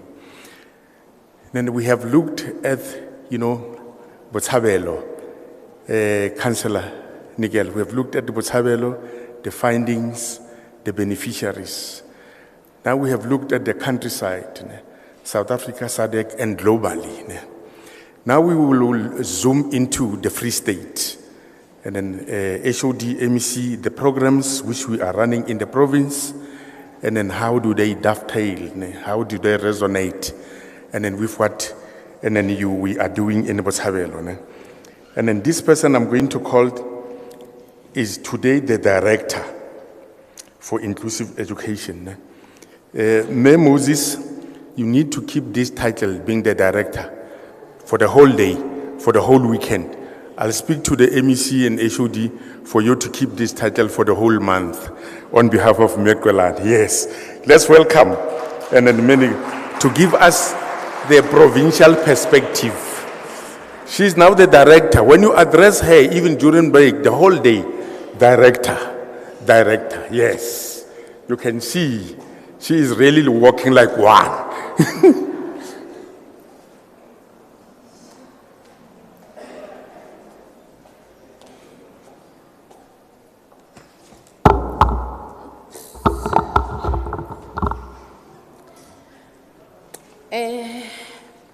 Good morning, ladies and gentlemen. I would like to acknowledge the presence of our Honorable MEC, Dr. Makwe, his right wing, our HOD advocate, Malagwani, all our respective all the dignitaries, fellow dignitaries who have graced us with their presence. Unfortunately, that title is too big for me. My name is Ruta Moses, representing my director, Me Bukelwa Kwelani, who is currently on leave. I'm from this directorate, HIV and AIDS education program, inclusive education, and special needs education. My responsibility there is to coordinate care and support programs. Allow me to elaborate. I'm not sure whether the presentation is flagged already. Okay. This is the outline of the presentation, the background, the necessity of CSTL education, change agents, and roles and responsibilities. Talking about CSTL, okay. Talking about CSTL, before it was schools as centers for care and support. And then in 2008, that model was adopted by SADC Ministers of Education as a formal SADC initiative with a framework embodied in legislation policy, and it was changed to CSTL. Care and support for teaching and learning. This CSTL was implemented in South Africa, Swaziland, Mozambique, Zambia, and DRC. The goal was the education rights of vulnerable children in the SADC region are realized through schools becoming inclusive of learning, care, and support. In 2013 to 2018, the new members of states were added, which was now Zimbabwe and Malawi. They joined this SADC regions as CSTL implementers. Continuing, the goal of CSTL is that children and youth in SADC realize their rights to education, safety and protection, as well as to care and support through an expanded and strengthened education response. The policy mandate that we have to carry as CSTL implementers As signatories to a number of international and regional agreements, South Africa is obliged to deliver on the following provision in a comprehensive and holistic manner. To make primary schooling compulsory, accessible and free to all children. To make measures to encourage attendance, including special measures to protect vulnerable children. To provide education that ensures advancement of all children towards their full potential. That's what we believe. Irrespective of the condition of the child, it can be a physical challenge or intellectual challenge, but we believe that that learner has got a potential to achieve better in life. The South African Constitution guarantees all children the rights to the basic education, which is the only right in the Constitution, not subjective to availability of the resources. We make use of everything that we come across to ensure that learning and teaching takes place. Why CSTL? All children need support to thrive and learn. Vulnerable children have additional support needs. SA has made progress in improving access to education, but the following barriers still exist. 662,419 children aged 7 to 18 are out of school. The dropout rate is still beyond compulsory years. 31% of grade 3 learners have appropriate literacy, but only 17% have necessary numeracy skills. This is quite a big number, colleagues, which need us to do something about it. But these are the endeavors of us to ensure that we curb this challenge. CSTL focus, the focus of CSTL. The current phase of CSTL will focus on 3 main areas.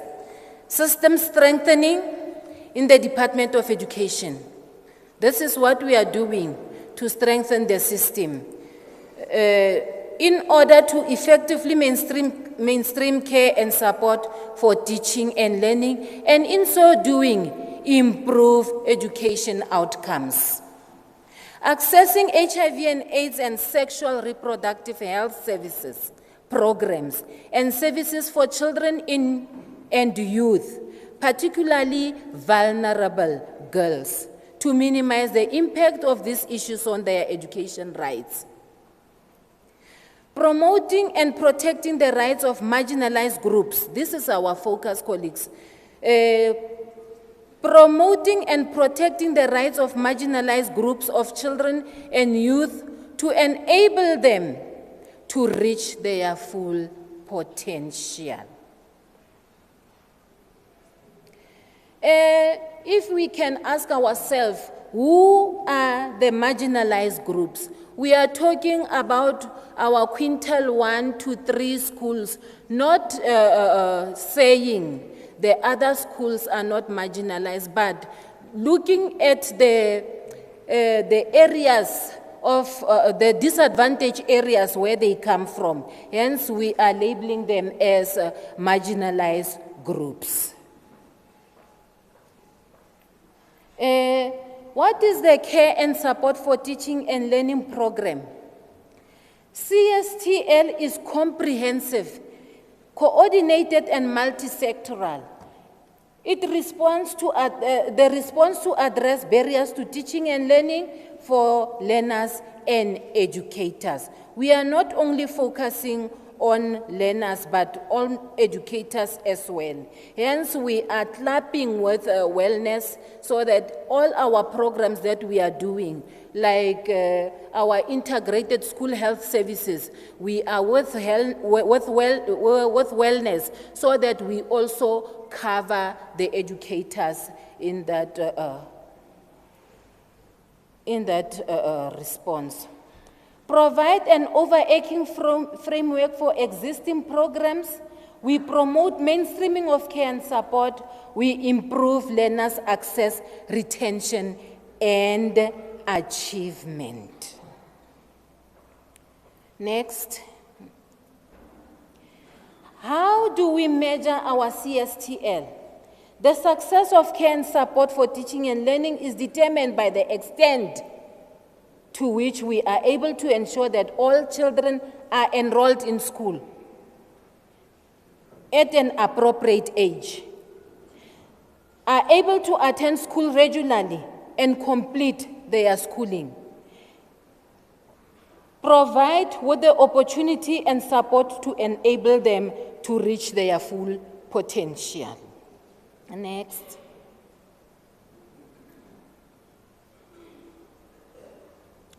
Yes. The question that we can ask ourselves is, to what extent is learning environment in school availability of buildings, of water sanitation, of well-trained educators, of learning and teaching material.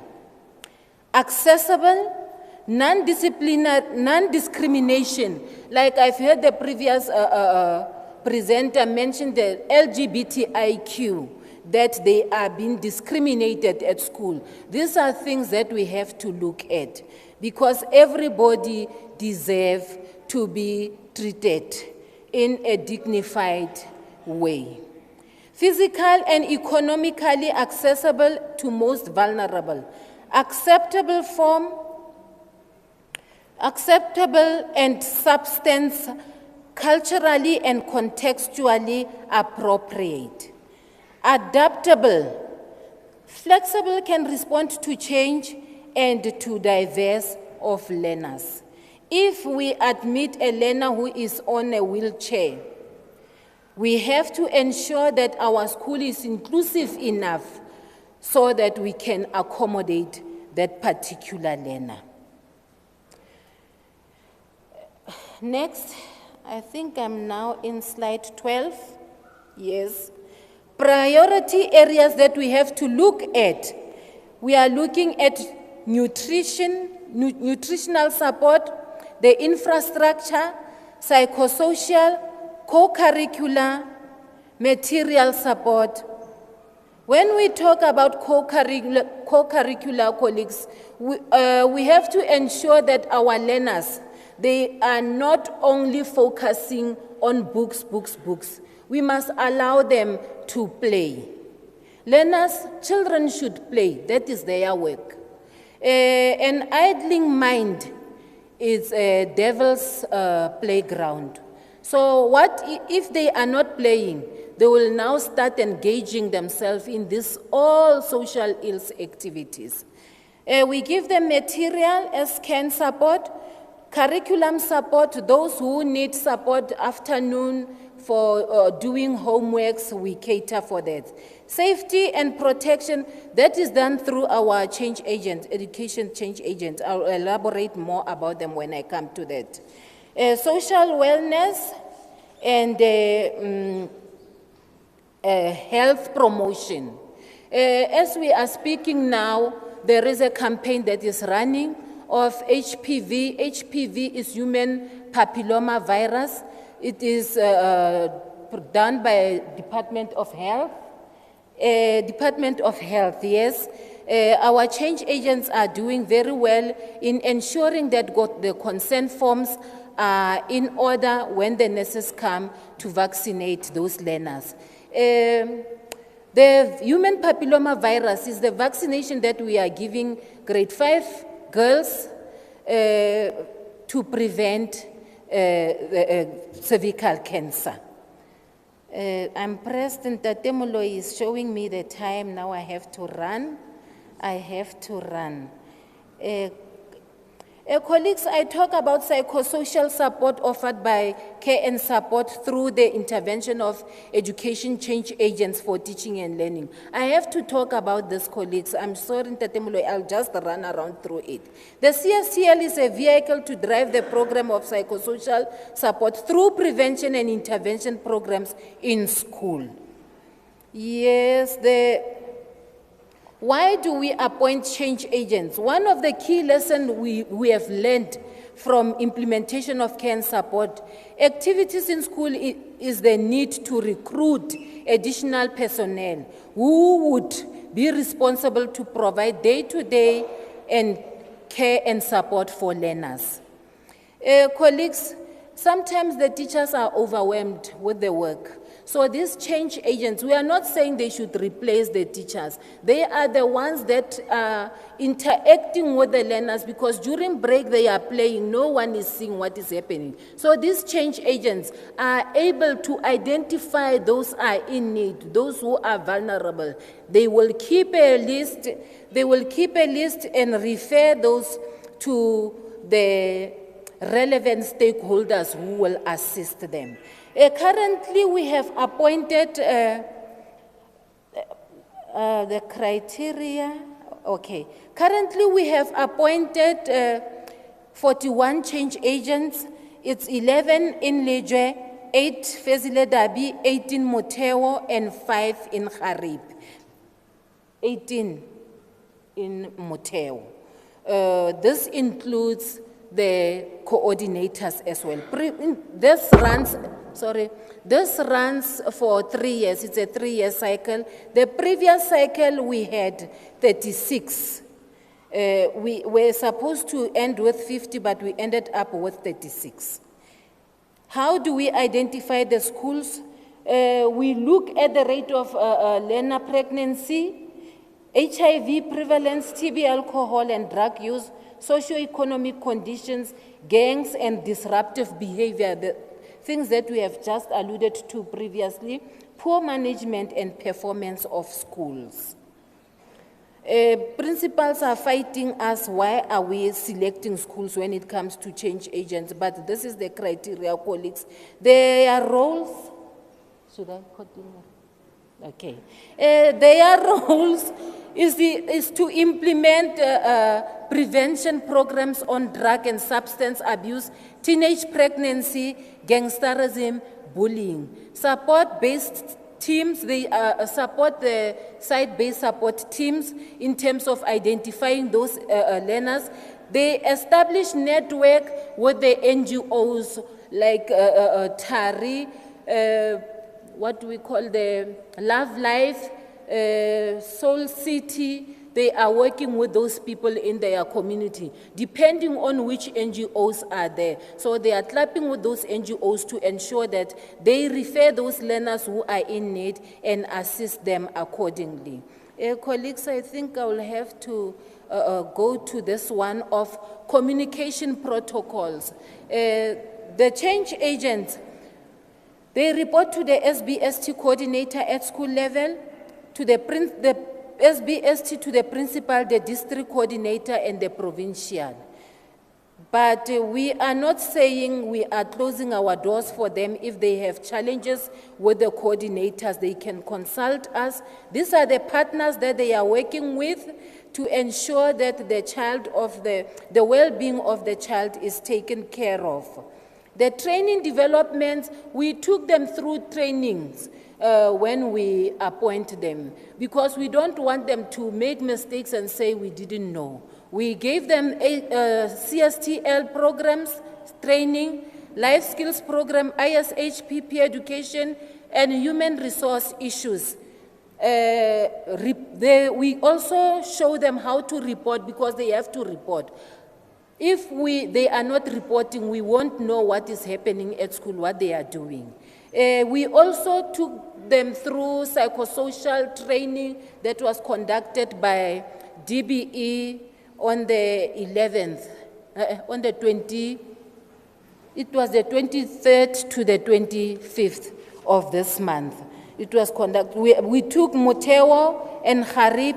The following training will be on the 19th up until the 21st. It will be for Fezile Dabi and Lejwe. Why the psychosocial support? We want them to know their limitation. Even if they interact with learners, they have to know where to end, confidentiality, and all that. They mustn't leak the information. Yeah, that is all. colleagues, if we join hands together, I just want to commend the TARI program because they are doing exactly what we are doing. We are supporting each other to ensure that the well-being of our Thandi here, this little girl in the center, is taken care of. Joining hands, we believe that we will be able to curb all the social ills that are prevailing at schools. Thank you very much.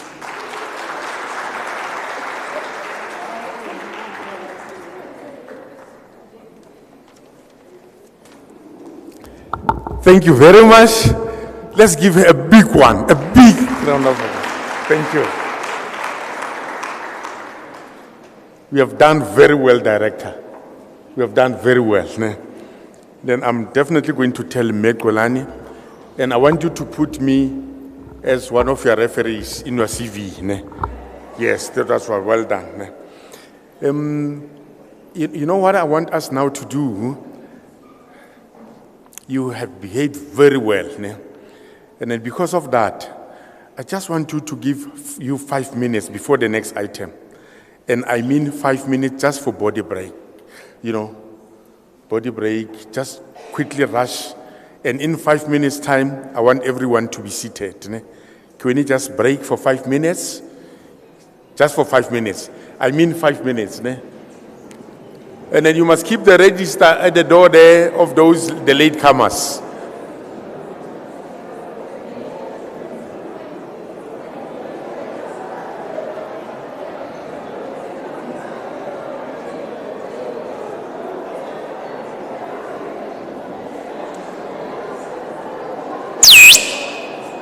Can I see Mema Poya?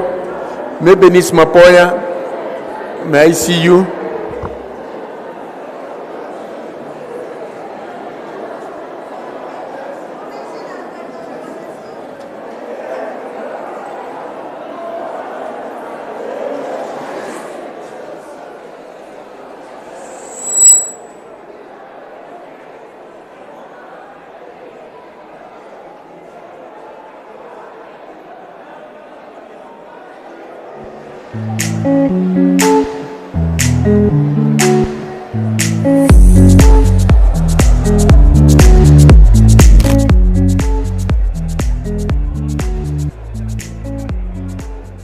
CyrilRamaphosaFoundation is a public benefit organization. It was established in 2004 as a CSI arm of the then Shanduka Group.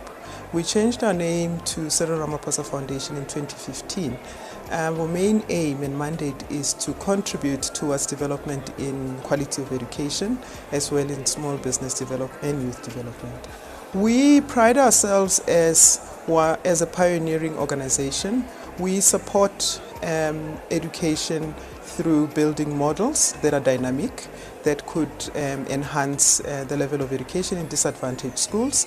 We also build models and keep on improving them to support entrepreneurship and small businesses through our incubation programs. And we also look into supporting young people through opportunities to access higher education as well as other youth development programs that could enhance their careers. TARI program is one of our flagship pilot programs, which we are implementing in Botshabelo and in Diepsloot.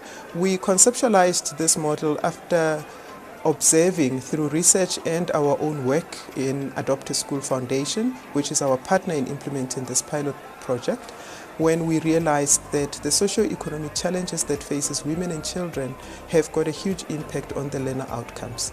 Now, because our work through Adopt a School Foundation improves the actual schooling environment, the TARI program was a perfect fit to enhance the work that we are doing in the social welfare arm of the whole school development program. The TARI program is facilitated in Botshabelo, Free State, and the aim of the project basically is that it's facilitated within the 8 schools. We have 4 primary schools and 4 secondary schools.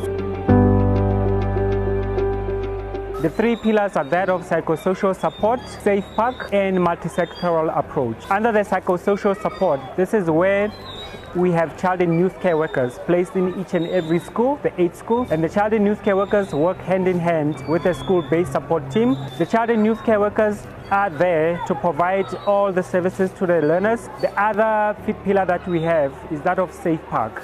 The Safe Park is implemented within the school premises. We've got a formal Safe Park within the school, and other schools whereby we do not have the infrastructure available, we've basically provided informal Safe Park. These are just classrooms whereby we have made available all the equipment, all the activities. Another pillar that we have is that of multi-sectoral approach, whereby we have approached different government departments within the community.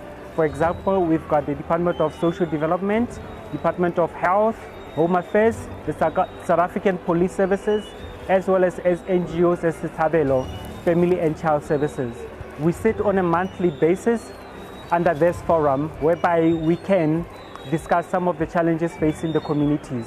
And then it makes it easier for the TARI program to engage in certain activities as well as engage in awareness campaigns for the betterment of the community as well as for the development and prevention of any activities or any challenges which these learners may face within the community. Before TARI came, we were haunted by gangsterism and our hands were full. Most of the time, bana ha ba ya bo di toilets. O fumana hore ha ba fihla ka mane ba kopana le member ya group itseng, so in affect o fumana bana se o fumana sona le bo some sort of lerata mhlomong kwa sekolong. Re ne rena le challenge ka bana ba neng ba na le the challenges, social, emotional, physical challenges, mme boteng ba TARI bo re thusitse haholo. The school was underperforming, lack of motivation, disillusionment from both educators and learners, lack of parental involvement and cooperation to the school. Ke na le bana ba bangata ba undocumented. So TARI le the child youth care worker at least it's an important change because some of these learners ba se bana le di documents.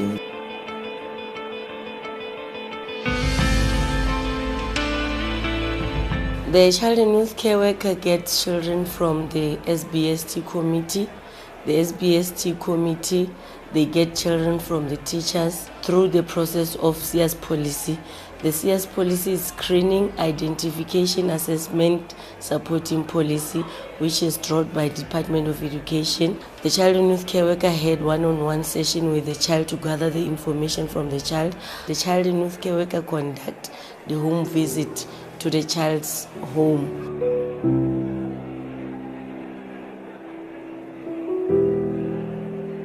At school, I do psychosocial support, which falls under 5 activities.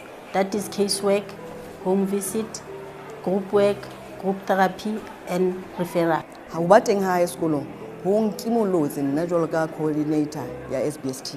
Ne ke tshwanetse ke tlohelle bana ka classeng. Ke ye vacationing ke lo bona batswadi ba bana ka baka la the challenges tse ding tsa bana ba nang le tsona. Ka nako nngwe ngwana o ba abused.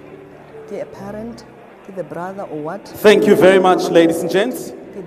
If we may start settling, if the ushers could also start reeling people in, that'll be highly appreciated. Re a leboha bomme le bontate ha re ka qala he ra hla ra dula fatshe. Thank you, ladies and gents. Thank you very much.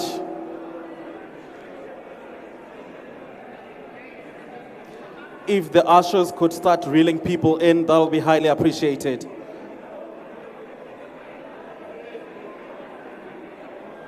Thank you very much. Thank you, ladies and gents. If we may start settling.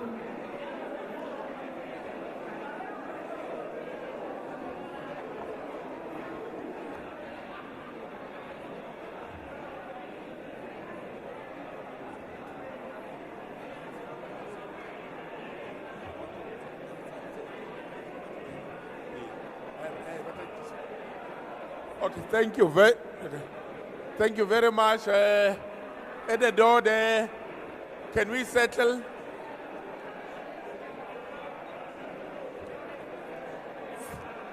Asharas,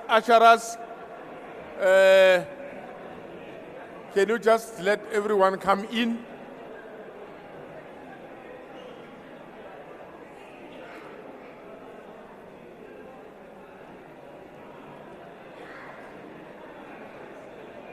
I'm doing the countdown. Can we move to our seats quickly? Please, colleagues. It's 10, 9, 8, 7, 6, 5, 4. Let's take our seats. Let us take our seats. 4, 3,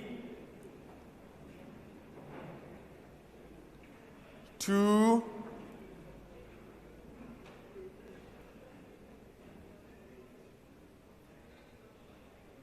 1.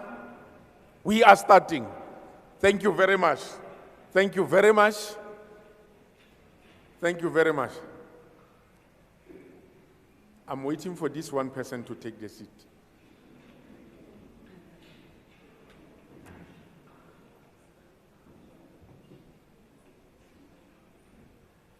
Fortunately, I've got an attendance register. I can call you by name.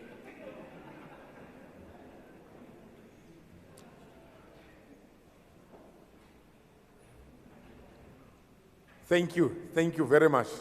Thank you very much. Thank you very much. Now we have reached the item, the moment where I'm going to call upon and then the head of department, the Superintendent General of the Free State Department of Education, Advocate CyrilRamaphosa. Can we give our head of department a big round of applause? Yes. You can see. You can see. He's a professional artist. He can sing. He can give a poem. Thank you very much. Thank you very much, Program Director Tatimuloi. Colleagues, I beg your kind indulgence to allow me to say protocol has been established in the interest of time so that you don't repeat what many speakers before us have said. No disrespect intended. Sitting where I was sitting there, it is quite difficult to imagine this department without the support of stakeholders. And when you look at the program, it shows us that integration of various services is the way to go. To actually yield optimum benefits, we need to be integrated.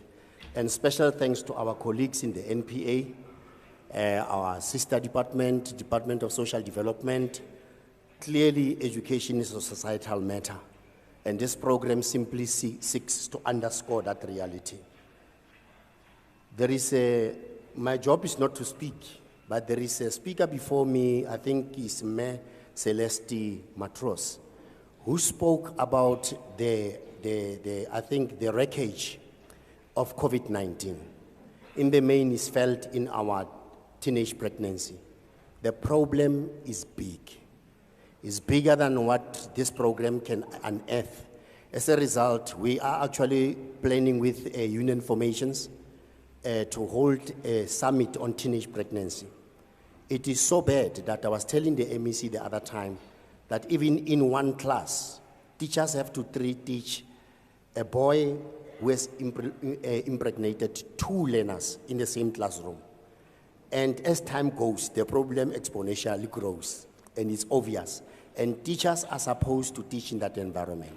Other than that, it is actually the social situation where they may have been impregnated by people who work, people who wield some position of control over them. But having said that, I think it's very important that we acknowledge the obvious benefits of this program.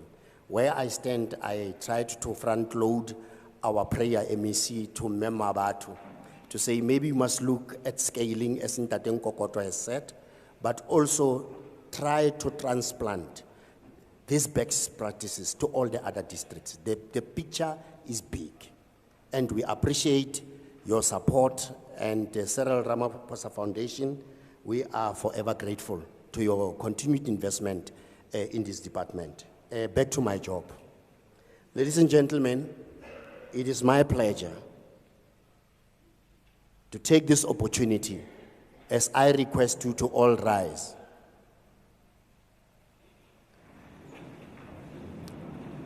To welcome our father, the MEC for Education in the Free State, Honorable Dr. Tate Mahwe, to come and address this second biennial conference. MEC, you may ascend the podium and address the House. Tate.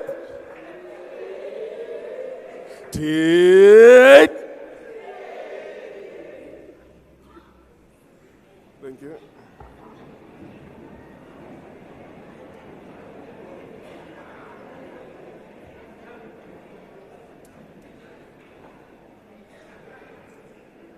Thank you so much, HOD,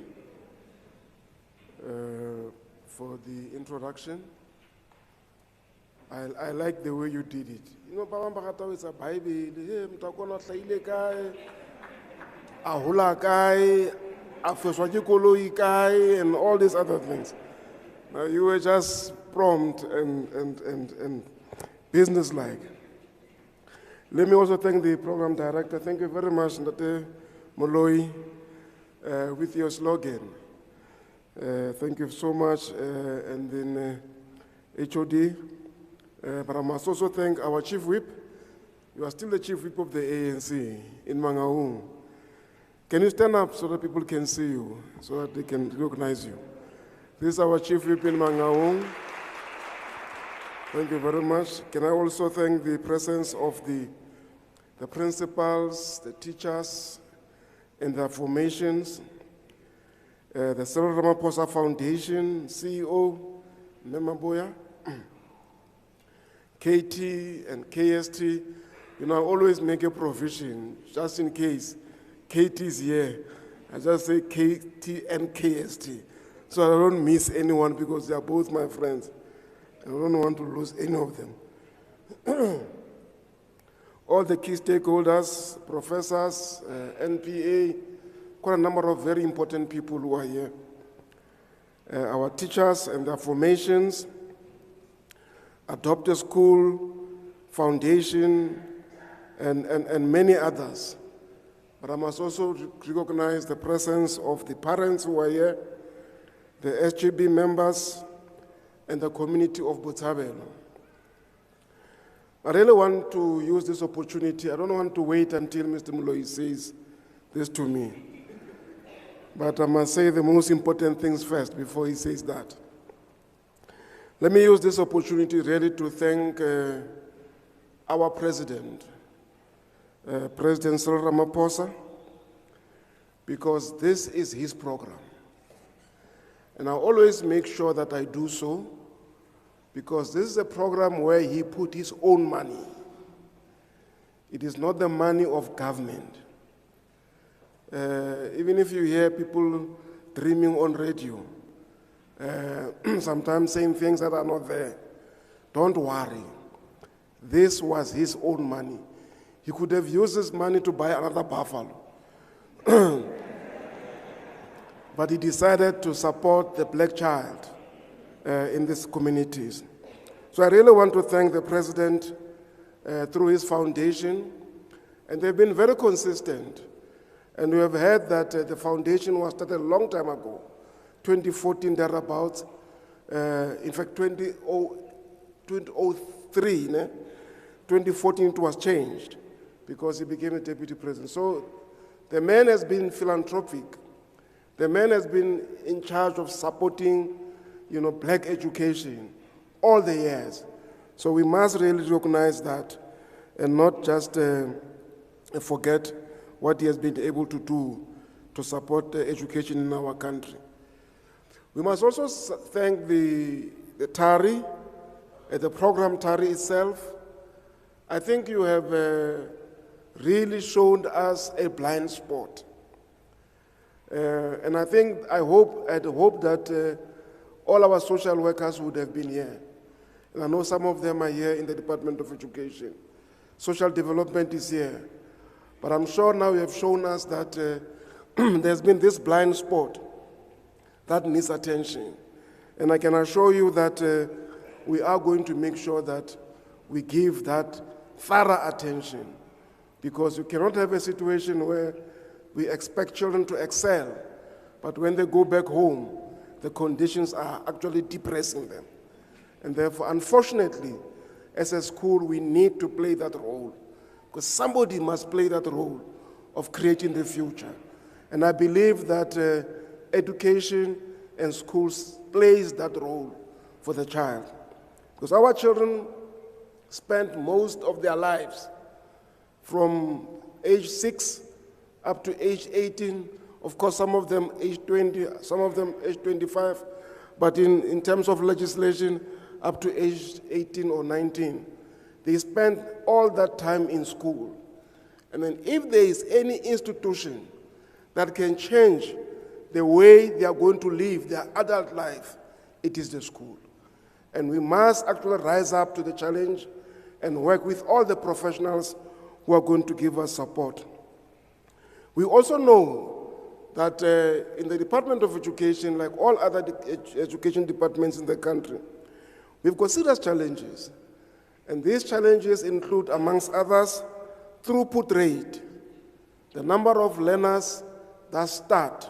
In the legislature, they always challenge me when I say Free State is number 1, but they say, but the throughput rate, the number of learners that started in grade 1 vis-a-vis the number of learners that finishes in grade 12.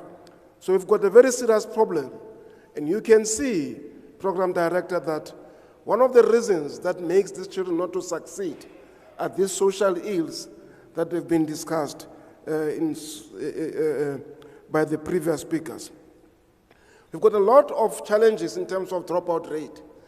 If you look at our statistics, we can see that many of our learners drop out after grade 9.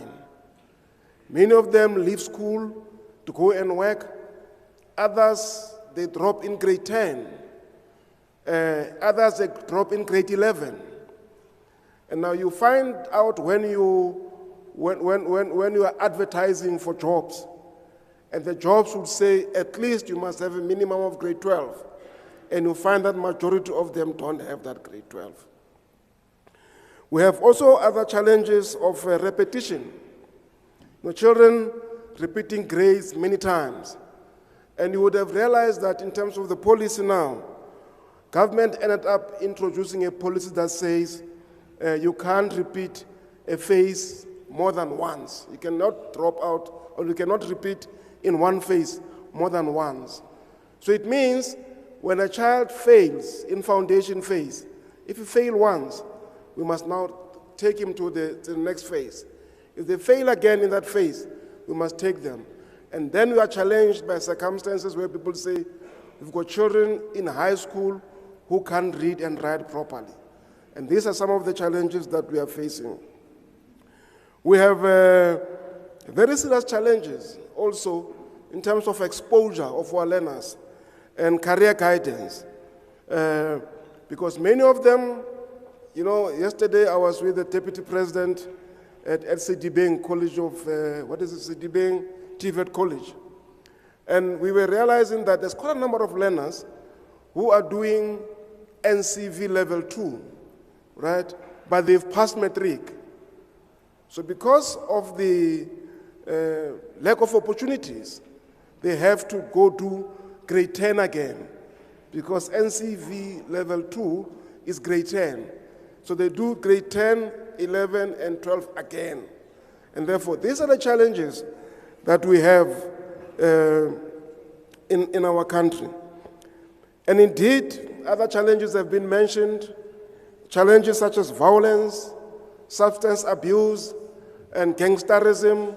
And I'm so happy. If there's anything that I think we have achieved as a team here, with Tari, the people of Botshabelo, the principals, everybody, is the reduction of gangsterism. That was one of the major problems in this area. And when Mutewa became number one, in fact, actually they are number one last year, not number two. It was a technical miscalculation. But okay, let's say officially you are number two, right?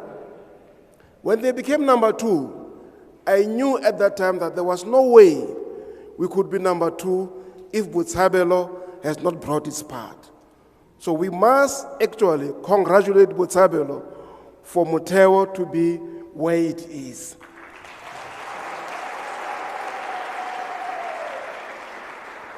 And the children here are very intelligent. The children here are clever. The parents here have got dreams. But indeed, all these psychological challenges that we have, social ills, are the ones that are prohibiting our children from reaching their dreams. And that is why today we want to emphasize, as it has been emphasized before, that education does not happen in a vacuum. Education happens in real life. These children walk 5 kilometers to school. These children come from home, they have not had breakfast. These children come to school, they could not sleep because parents were fighting the whole night. These children can't study, they can't do homework because the parents tell them, we only have got 50 rand electricity, so you must finish with your homework because we also want to watch Movango, and I don't know whether Movango is still there. I don't know watch those things. Movango or something like that. So our children, sometimes, even before they come to school, they are already loaded with societal problems.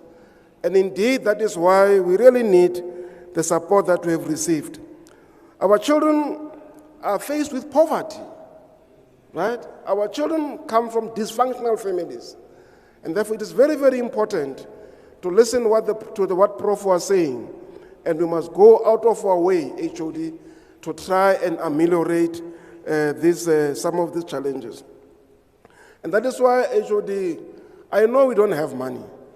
And I like the presentation of Mek Kwelani. I like to see that clause in the Constitution that says, even if you don't have money, when it comes to education, money must come from somewhere. I want to take that memo to the Executive Council to show them that we need those social workers. And in fact, we have taken a decision.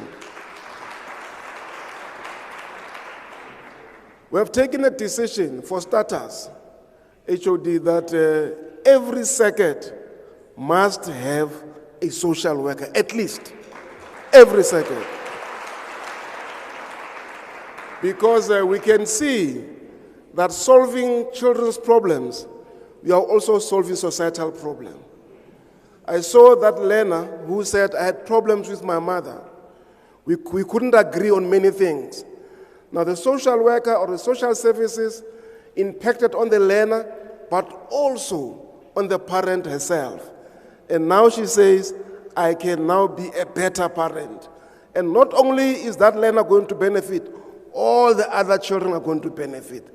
Therefore, whatever we are doing as the Department of Education, we are doing it not for ourselves, for the benefit, but for the benefit of the whole society. And I want to also isolate the fact that, you know, when the President, CyrilRamaphosa, when we discussed this issue of supporting the Free State, and they had agreed that we will do only first letter. But I went to the president and I said to him, at that time he was deputy president, long before he was not even deputy president of the country. He was just a deputy president of the ANC, I think, at that time. And we said to him, but you know what, let us go where everybody fears going to. Let us go where it is difficult. Let us go and make sure that this hope called education can benefit those who are desperate and destitute. You know, one of the problems in Botshabelo, the problem about Botshabelo Kore, every time when they succeed, when they become successful directors and so on, they all leave Botshabelo to go and stay in Bloemfontein. And that leads to a situation where our children here don't have role models. The role models become the gangsters and all these other things. So I then said to the president, let us go there where everybody wants to run away from. Now remember when we discussed with KST, they wanted to have an office in Bloemfontein. And I said to them, there's no way you can service Botshabelo from Bloemfontein. You must service Botshabelo in Bloemfontein. I must also thank you, CEO, that last time you had this workshop or this conference in Bloemfontein. Can I copy on Nuking? Yeah, the nice copy on Nuking. I said, no, I won't attend. I will attend only if it is held in Botshabelo. And I'm happy that today it is well. Because we can't be afraid of our people. We must love them. And you can't love them through a text. You know, text, I love you. But you are never there in a situation. So for us to be here, to be inside, to be working in our schools, to be sleeping here, to be eating what they eat, to be smelling what they smell, to be inhaling the air that they inhale, they understand that now we are part of them. And therefore, I believe that if Tari or CyrilRamaphosa want an office here in Botshabelo,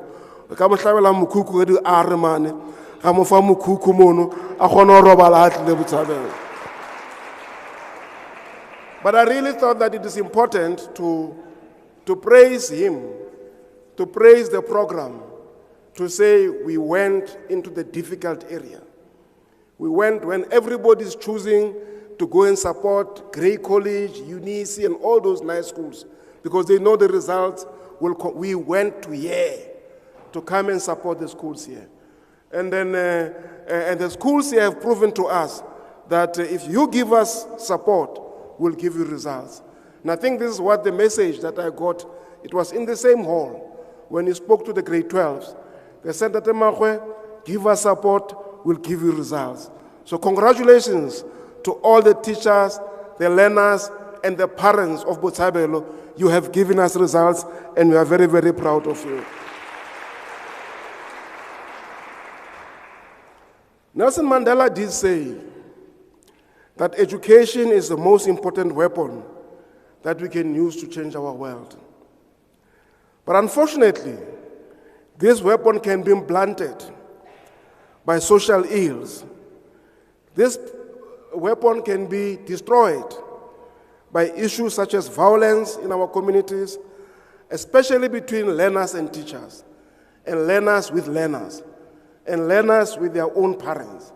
And therefore this, if we don't deal with the issues of psychosocial services, we'll not be able to achieve this dream of improving our own circumstances.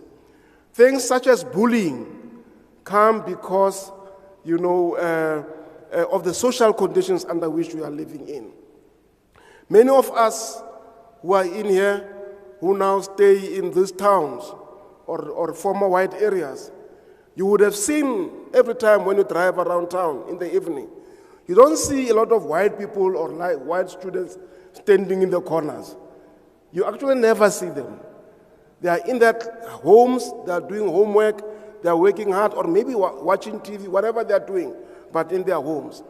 But if you come in our own communities, if you drive, just go to the shop, you just find a lot of them standing in the corners, not doing homework. It is because they are pushed out of their own homes. Their own homes are not conducive.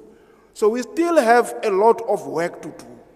We must never, you know, praise ourselves. If you succeed alone, now you've got a small little house, you've got a car, or you've got 5 cars at your place, and say that is uhuru. We must always remember that we still have work to do. And especially us, the biggest burden lies with us who are educated. The biggest burden lies with us who are black in particular.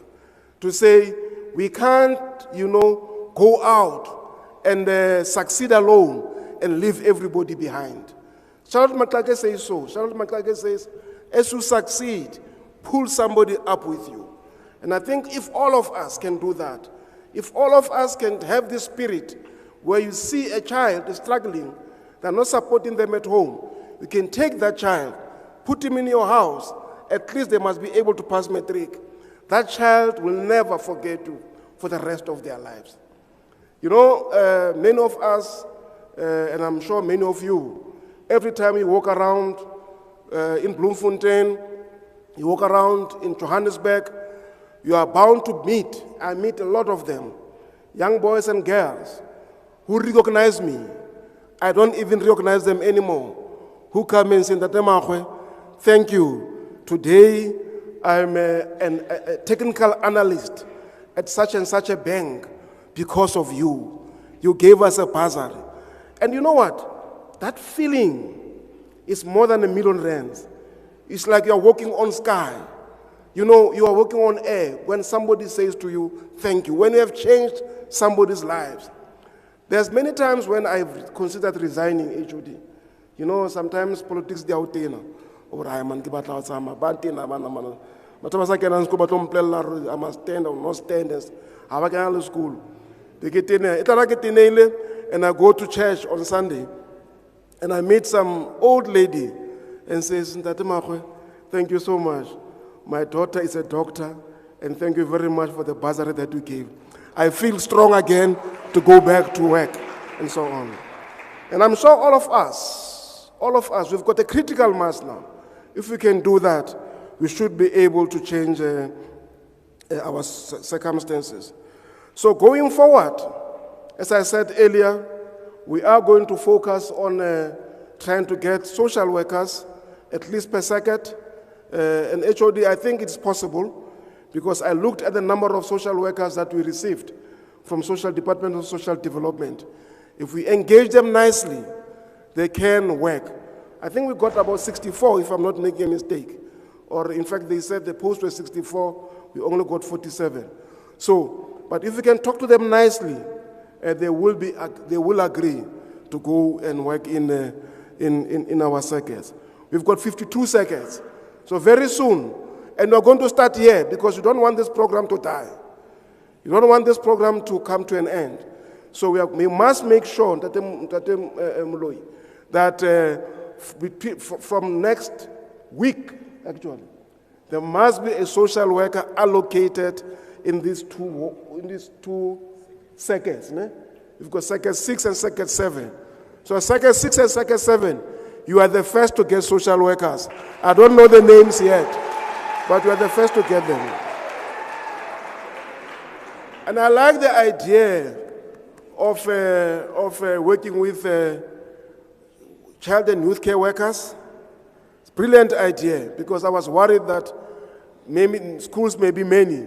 So working with those people, we need to be able, I'll sit down with the HOD, do the number crunching again to see what we can do. But we will also approach social development. The most important thing is that the program must not collapse. We can't start a program as beautiful as this, and 10 years, about 3 years down the line, we are back to square one. We've got more gangsters, we've got more problems here. In fact, we must just be improving. As the professor was saying, there may be 1 or 2 things just to take up the program to go even better. We have been rolling out a program, even before we got the report, we rolled out a program and we have launched it in Muteo here. I think we have launched it in Lejweleputswa. We have launched it already, yes. We started in Lejweleputswa, Muteo, and then we did Town Fusanyani, and I think we'll be doing Kharib the next week. The campaign on anti-bullying and anti-racism, because we really want our children to understand the preamble of the Constitution. We want the psychosocial services to be there, to tell the principals and teachers that you are not alone in this battle. We are there to support you and to show up and to make presentation and stuff like that. So we've rolled out this campaign, and I think this is implementation, Tatem Louis, of the campaign that we have started already. We need to put money aside to employ slightly more professionals. And I realize that in education, we don't have enough education psychologists. Therefore, we need them. And that is why our children, when they choose subjects after grade 9, they get confused. They go become doctors, and after being a doctor, they realize they don't like this thing. So it's because they were not supported by educational psychologists. And I know what the educational psychologists can do. They can boost the child's esteem. I know for a fact, I've got an example, where one of the young persons was not doing well in mathematics in grade 9. And then they made him write a test. And after writing that test, they realized that his maths was above average. And they gave the boy feedback to say, you know what, you thought you are not good at maths. In fact, statistics, or in fact, our research shows that you are very good in mathematics. You can still do very well in maths. And that young man actually finished matric with 98% pass rate in mathematics from 35% in grade 8. So this is what professionals can do. So we really also want occupational therapists. You know, right? And these occupational therapists, they know how to teach children how to handle a pen and stuff like that. But also, as a Department of Education, we must treat them with care. We must show them that we need them, because we have done so much. But it shows that this other problem, for us to be able to move to a stage where we will have children at the top 20 at national level, we need now the support of the professionals. So we really are going to make sure that we employ those psychological services, the speech therapists, the guys who know how to help children who are stuttering, and so on. So in education, we really need a lot of specialists. And teachers, you know that in the past 10 years, we have always prioritized appointing teachers. I think in the next few years that I'll be in the Department of Education, we must now prioritize appointing professionals who are going to support you to make sure that now your children's potential is actually achieved and enriched. We believe that by doing that, we'll be making sure that the program and the investment that has been made here does not just go with the drain. We'll make sure that South Africa, not only education, South Africa becomes a better place. We can make this country beautiful. We can turn around country. Poverty is man-made, and it's a human being that can change this face of poverty. Because if you look ourselves, in all our schools, you still have a lot of pieces of land that's not been used. But if we introduce, amongst ourselves that we now want to fight poverty, you can see our own backyards turning into gardens, our own schoolyards turning into beautiful gardens, and then we'll be able to eat from the soil. What is the point of buying a pumpkin when you can grow it in your own backyard?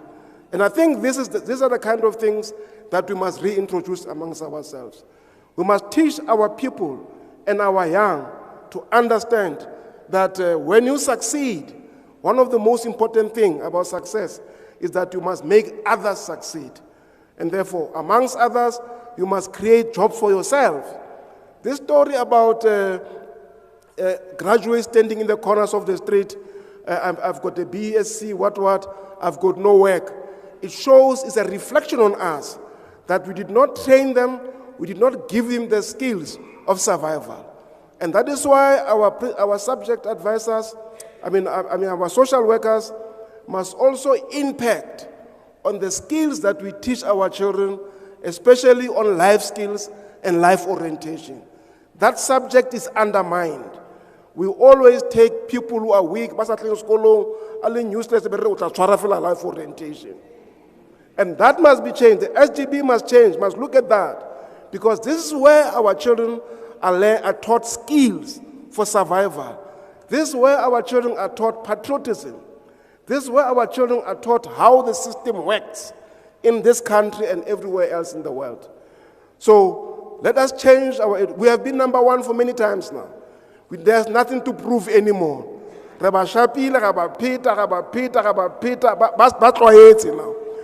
make sure that now we sustain the performance and sustain programs such as this. Thank you very much, Tari, and thank you very much for listening to us.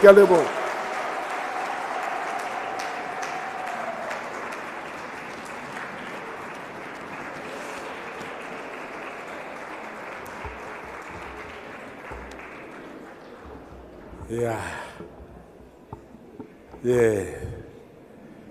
Thank you very much. You may be seated. Hey.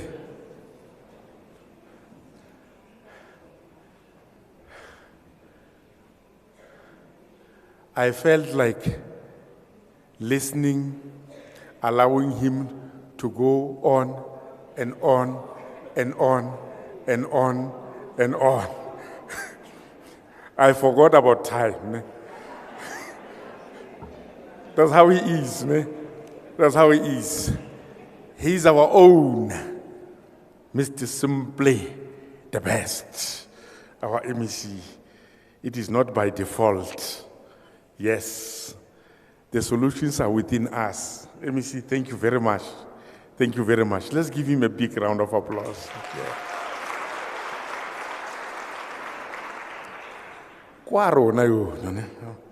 Yes, the solutions are within ourselves. I think MEC has said it. Education is a game changer. It's a game changer. We are blessed with your life, MEC. Thank you very much. Thank you very much, HOD, for presenting the MEC, not introducing him, for presenting him. Thank you very much. Then we have come to, to the second part of the program. To the second part of the program, while the choir is coming this way, the second part of the program, the panel discussion, very important. The panel discussion, I know that the MEC has got another engagement at Albert Moroka at 1 o'clock. Safer South Africa Foundation and Old Mutual, they are waiting for the MEC. And that Miracle really asked me to say, please, don't fail us. You must release the MEC and then to join Safer South Africa Foundation and Old Mutual at Albert Moroka. For another program, MEC, perhaps you must also give us as legacy, and then how do you attract these important partners?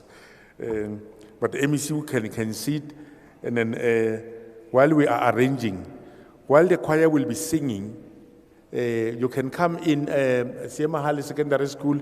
The stage will be prepared for the panel discussion, HOD.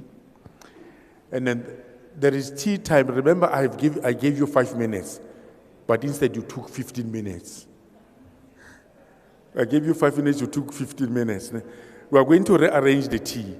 The tea will be served while the choir is singing and the panel discussion will be unfolding. You don't have to leave your tables. Tea will be brought there. Ne? And then if you can quickly start with this table, and then so that we should be able to be flexible with the MEC. And then there is lunch for MEC, lunch for everyone. And then MEC would like a package to avoid fruitless expenditure. HOD can come in. Ne? And then you have been excellent.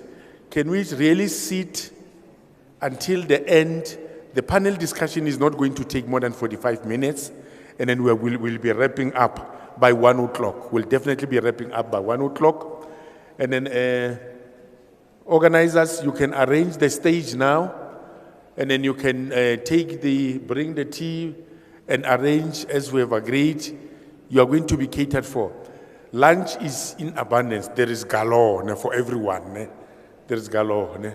Those hunger pangs, and then will be satisfied. And then organizers, please arrange the stage. And then I'm going to call on the moderator for the panel discussion.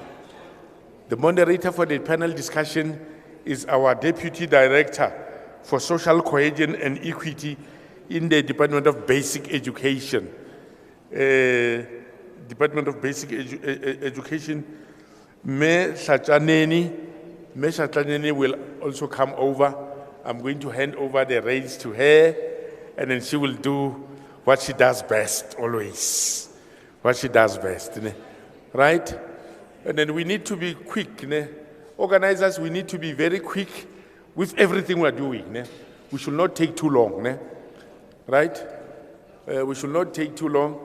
I want to smell coffee here on this table now. Well, I want to smell coffee here. Don't take too long, right?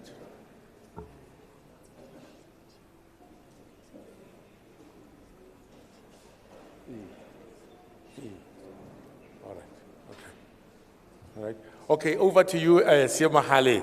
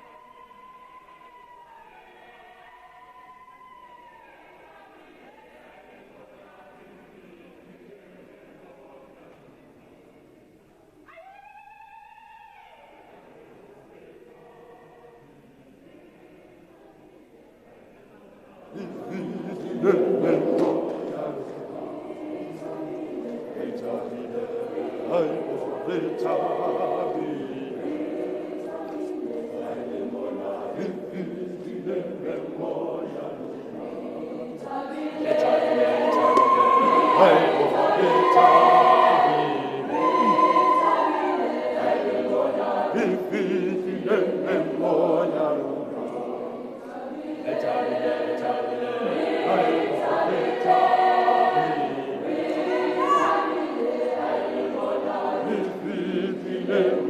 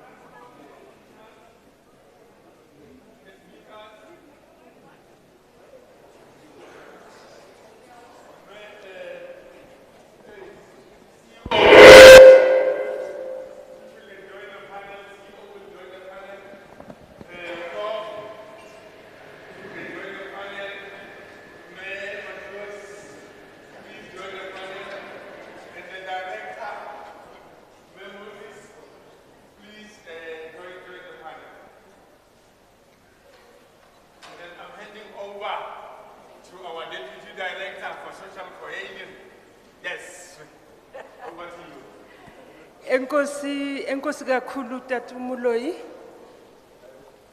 My name is Dululu and my surname is Shachanin.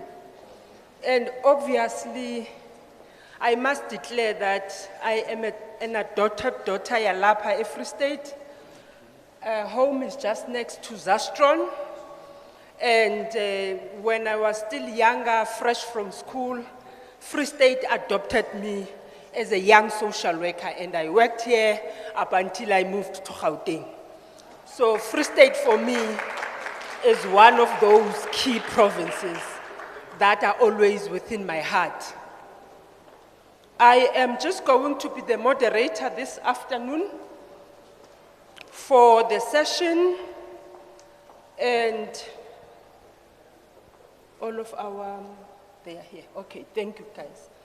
But before I do that, colleagues, let me just point 2 or 3 points. First and foremost, MEC and your HOD will always write letters from the National Department of Education, and you never sometimes put the face into these people that are writing letters for different things that we're writing you. I just want to say in front of this Congress that Free State is one of our key provinces when we're talking social cohesion and equity. And this is in being guided by Ntate Matsaneng. I don't think he's here, but also Limme Masinuwe Kimonimo. Oh, there. So those are the 2 key provincial colleagues that we work with. And we also are aware that they don't work alone, they work with their districts. But we always engage them on these programs. And we thank them from the deepest of my heart. I just wanted to share that with you in your presence, that we really appreciate the efforts that the Free State is really making in terms of promoting social cohesion in the country. Secondly, I now understand why Free State has been number 1 and number 1 and number 1 and still gonna be number 1. And because when I look at your titles, advocate, doctor, I'm like, yo, kufundi we up.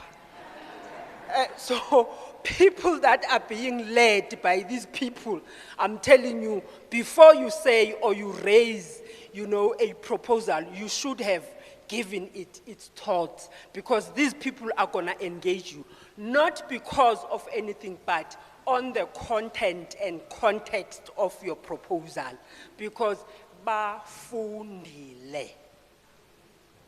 Thank you, MEC, and thank you, HOD, for that. Now, coming back to you guys, I am not going to waste time on reflections because people were here listening to these people. The HOD has made his summary, the MEC has made brilliant summaries about the presentations of these colleagues that are sitting here. I am just going to give you questions that they are going to further respond, but also allow you sitting here that you also have some inputs and some comments into what you have heard this morning, since morning, and this afternoon. And the first question really, as an opening statement, I am going to put into all of you, and I'm going to give you a minute, please, for your responses. And my first question is, we are aware that this conference started in 2019. And what have been some of the following measures on the recommendations based on this conference, based on our psychosocial support, but also my interest in that is you talking around the issues of involving boy children around positive masculinities, because as a sector, we really faced with challenges around boy children, and also we are informed by DOJ to say that the GBV perpetrator now is becoming younger and younger, up until to the ages of 10 or so. And I have a 10-year-old, and I really shiver when I look at him and say, can it be possible that my child can be a GBV perpetrator? And these are serious cases that they are referring to. It's not just your, easy to go. It's assault, abuse, rape, and you begin to wonder, how does a 10-year-old, really something is drastically very wrong and we need to do something about it. So I'll ask these questions around the measures, but my focus is psychosocial support, relating it to the involvement of boy children as a sector. Over to you, Celeste. Thank you, that's a great question. At REPSI, we recognize the importance of working with boys and not only girls. So we run 2 programs. One's called Empowering Girls and one's called Pieces of Decision. Empowering Girls is about making sure that girls have the assertiveness and confidence to be able to stand in their power and access their rights and establish their boundaries. But we also know when that happens, when girls become more empowered, sometimes the violence increases, right? Because of the toxic masculinity, then men start feeling threatened, boys start feeling threatened. So Pieces of Decision is the program we run with boys at the same time as we're running the program with girls, around what does it mean to be a man? How do I show up in relationships in a way that is not violent? How do I make decisions in a way that is not violent? And so we explore healthy versions of masculinity within that program, and also asking them, how can they show up as advocates and allies for girls and women? The other thing coming out of those programs is that boys need positive role models. They're looking around their communities and they're seeing, as mentioned earlier, gangsters as role models. They're seeing nothing against tavern owners, but violent tavern owners as role models. That's the aspiration, that's where it is. They're not seeing the doctor, they're not seeing the lawyer, right? But also when we've trained the community members to be able to provide psychosocial support, and we have men run the groups with the boys, these boys then see role models. They see these community members who are providing the psychosocial support as their role models, coming from their own communities, not Sia Kolisi out there, someone from where I am from. And that's been making a huge difference. Thank you very much, Celeste. Prof? Yeah, I think that it's really very important that we attend to this problem. As a male myself, I think we as males have to take on the role of being role models, positive role models for our boys. And unfortunately, especially in more rural communities, we see the absent fathers. And we know that, unfortunately, that's a legacy of apartheid where that was developed. But, I mean, why are we here? We are here to make a difference. And I think this is where our educators comes in, where our child and youth care workers comes in, to be those positive role models. And then, while being a positive role model, also supporting our learners with all the issues that they have, the psychosocial services that you've been talking about, and that Tari has been presenting. Sometimes boys just need someone to talk to as well, because they also experience trauma, they also experience being bullied. And we know from research that in many instances, the person being bullied becomes the bully. So if we want to protect our daughters, our wives, we need to do something about violence in schools. And the way that we react towards violence, I think that is really very important. And that's why when we deal with violence in schools, I think we should be dealing with that much more restoratively, getting boys to take responsibility for what they've done and making it right. And maybe not necessarily using a very punitive approach to that matter. Maybe I'll stop here. Thank you. Thank you, Prof. Yes, ma'am. Thank you. From our side, what Prof has just said is so true, because in our interventions, we normally conduct dialogues at school level on addressing these challenges, GBV, drug and substance abuse. Sometimes we bombard these learners with information without listening to what is it that they want, what is their view, what is the cause of their kind of behavior. So we listen to them. In that way, we map up a plan on how to address their challenges. So far, we are also taking them on boys' camps. The last one that we had, it was of Harip, is a week ago, whereby now we invite people that can be role models on helping them on skills of being a proper gentleman, not a man, but a gentleman who will live with other people without violating their rights. In the midst, we normally have people from prison, the ex-convict, who will address them as regarding the impact of crime. Because once you violate somebody, that means you will go to prison. And the life there in prison, what is going on? We try to scare them, not to scare them, but to give them reality of their actions. Yes. Thank you, ma'am. I think that is a very important aspect that you're raising, because that speaks also to issue of role modeling, bringing those that have done wrong, but also in the process of being developed and also being changed to be better men or better gentlemen. Thank you for that. My sister, Penny? Thank you so much. I think for me, I agree with my colleagues. We have to do something for the boy child.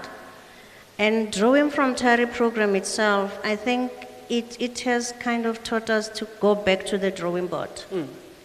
I think it starts on how we're raising our boy child. Being a girl myself, I know that I had more rules than my brother.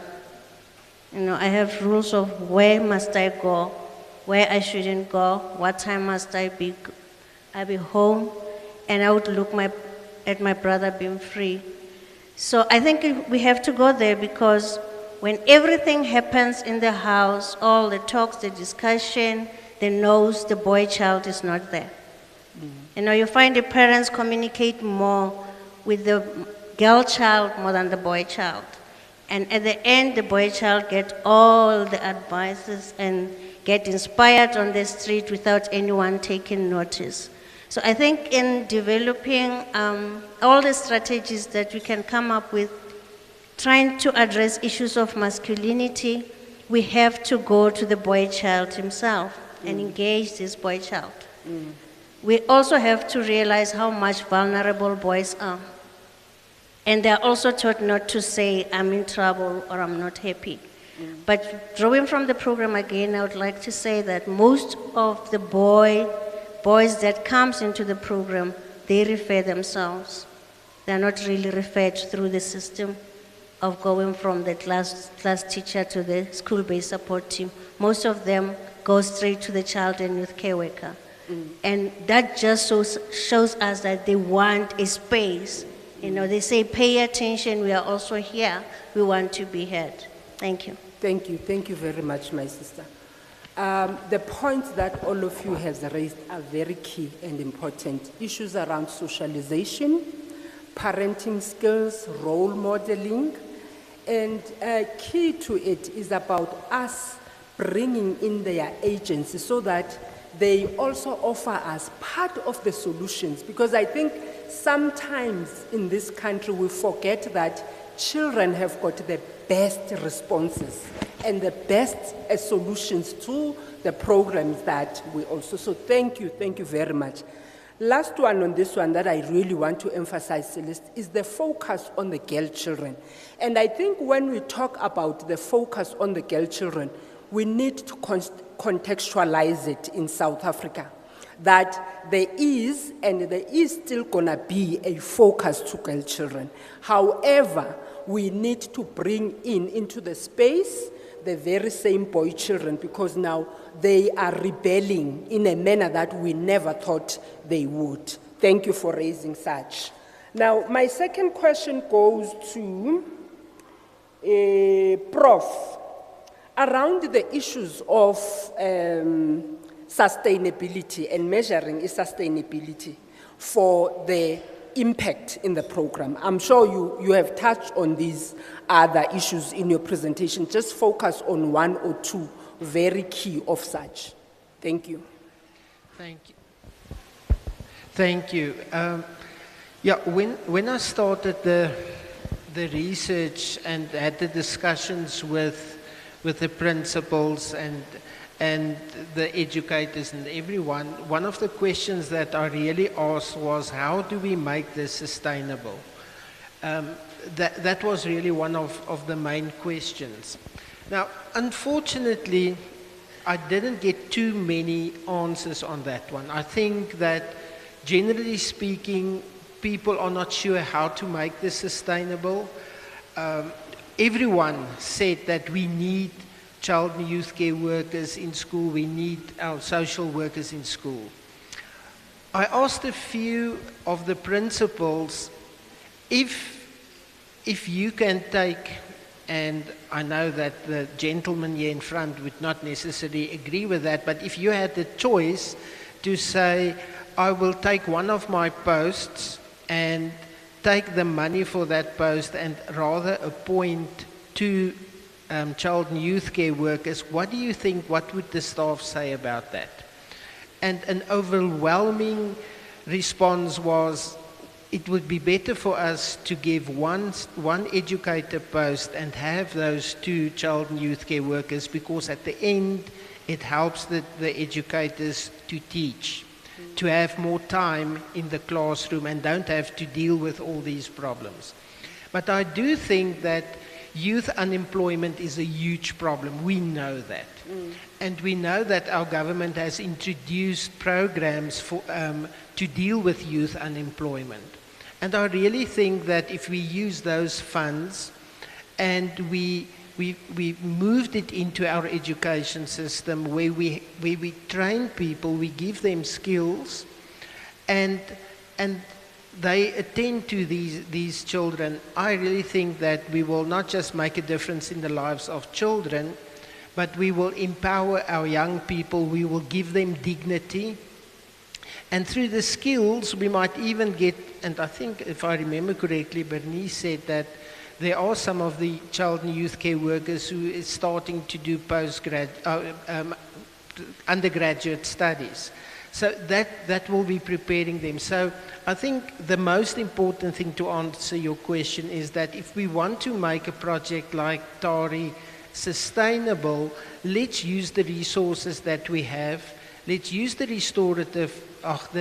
resources of our support systems in the schools and get these people and train them very well. I think that's really important. They should be trained very well, and that can make it sustainable. Thank you, Prof. Thank you so very much. The need to bring professionals into the space, as well as using the already limited available resources to our benefit. Now you're reminding me about something. I had a discussion with SGBs in one of a school in the Northwest, not so long ago. And you know, people begin to have challenges, and I'm not saying those challenges are not real, but you know, sometimes we need to just rephrase our thinking and seeing things differently. I asked them, the SGB member, I said, how much money do you need to discipline your child? And none of them could. And then I'm saying, I don't want you to respond, but I want you to think over it, because we're sitting here dealing with governance issues, and all what we're saying is because the school doesn't have money. And governance issues really, really speak to issues of discipline from home up until to the school. So thank you for reminding me about that. My last question to you, Bernice.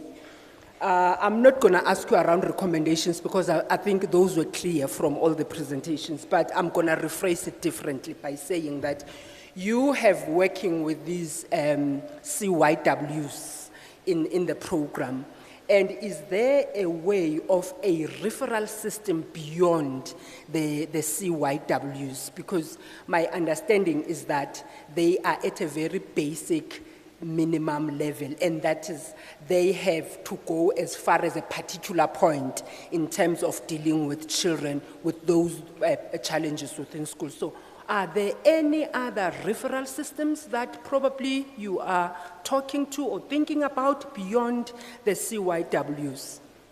Thank you. Thank you. I think we've been talking about the multi-sectoral approach and working together so that we can be able to address this challenge. So what we have realized is that yes, we want psychosocial support services in schools, but we don't have services at schools. You know, we have the teacher at school, and hence we now brought in the child and youth care worker so that when they identify those problems and they cannot be able to deal with them, they refer to the child and youth care worker. But problems can be addressed at community level.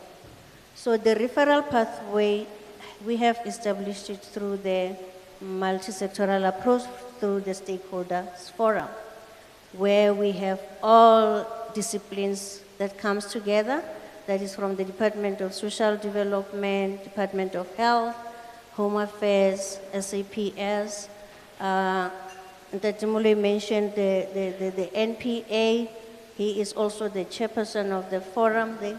So through that we see the services being easier, because from the child and youth care worker, he or she knows exactly where to refer this case. And you find that that specialist or professional is waiting for that case the other side. And we have seen that is also speeding up the process and also closing the gaps in between, because lots of children falls in between the cracks as we are still trying to repair, not talking to each other, not knowing each other. But in a forum, we know each other, we meet monthly, we discuss about this same case, and in that way we can be able to see progress and success in the intervention. Thank you. Thank you, thank you. My summary of that is we are at a point of realizing what my minister always say. Education is a societal issue. So with us coming together in a multi-approach fashion, then we are able to actually deal with a number of challenges in one. And with the strength that we have as a collective, then we are able to move forward. Thank you for that. And then, Mama Moses, you gave us, a sense of what psychosocial support is supposed to be or looking like in the province. And your MEC has backed you big time to say social workers in each circuit, even other professionals that may be requested. And MEC, I want to pose a challenge. If you can beat Western Cape, I'll be the happiest woman. Western Cape has got in each district a psychologist, a social worker, and a social auxiliary worker. Of course, in terms of population and all of that, those factors. But I'm just saying, if you can beat them, just beat those, I'll be the happiest woman. Please.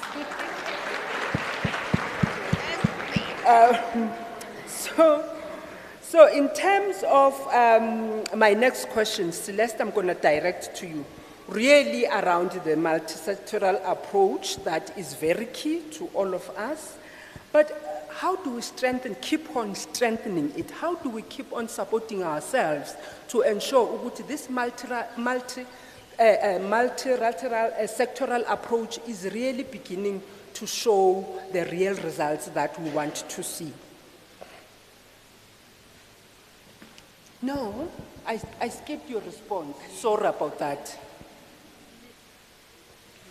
Mamu Moses, sorry about that. The social workers, and because you jumped to Celeste, now I lost the question. Yes. Say that again. Can you please repeat the question again? I was just asking around you gave us a sense of the psychosocial support Yes. within the province. And as a department, what are the monitoring mechanisms that you therefore put in place in terms of ensuring that support that you're even getting from the civil society becomes a reality? Okay. Thank you very much. From that presentation that I've given, psychosocial support rendered by education change agents. We could normally refer to them as our mighty change agents. They are young, but they are doing a massive work. Like I've indicated in my presentation, we monitor because they have to report. They've got plans, weekly plans, monthly plans of what is it that they are doing at school. So every month we collate the report, and then we go through those reports. Where they need support, we do give them the backup. Like Ms. Bernice has already indicated, multi-sectoral approach, whereby we come together with other departments to ensure that what we are doing, we are not just doing it, but doing it at its best. Thank you. Thank you, ma'am. Celeste, yours about the multi-sectoral approach and how do we get to strengthen it? So there's many things that we need to do. I think the starting point and what we often forget is that all of the service providers, all of the actors within the space are from contexts. So they have their own personal trauma, their own historical trauma, because if you're from this country, you know what we dealt with. They have their own intergenerational trauma because that gets passed down from parent to child across the generation unless trauma is healed. Then we put into situations where our jobs are very demanding, the things we hear are very painful, we get triggered. The service providers are sitting with vicarious trauma, compassion fatigue, burnout. They're not able to do their work. So how do we even come together as a collective to support each other's mental health and well-being, to promote self-care, to strengthen our combined efforts in terms of, are you well as a person? Are you healing as a person? Because I think our focus, even as all the sectors, is always about the other, the external, the people we're trying to help, without the recognition that if you can't heal yourself, you can't be healthy yourself, how do you even begin to help another person? So for me, that's the foundation. The other thing is trying to form consortia, coalitions, forums is going to be key. Competition is not where it's at.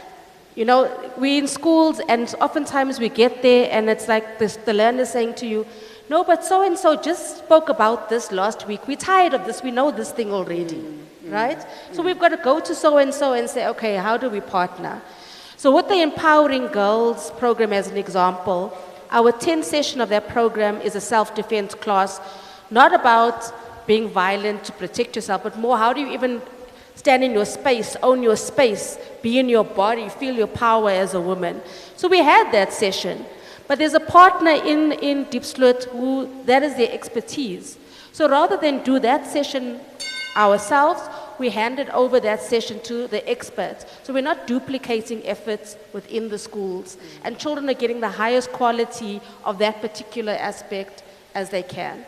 The other thing about consortia is that donors now want to fund partnerships.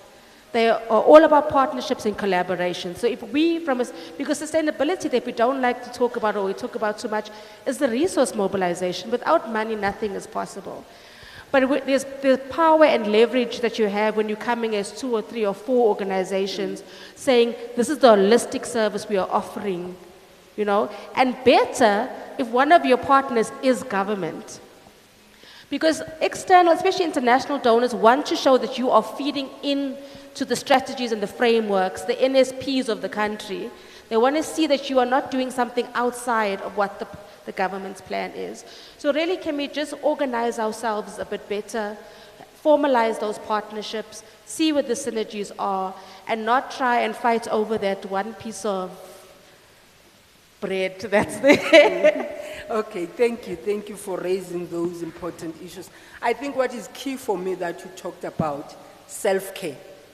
Because we are also human beings, and sometimes the burnout just, you know, you need to engineer yourself so that you are able to keep on going. Thank you for raising that. Colleagues, we do have a youth movement around us, and I think a number of us sitting here, we're beyond youth, and I think maybe we are youth at heart.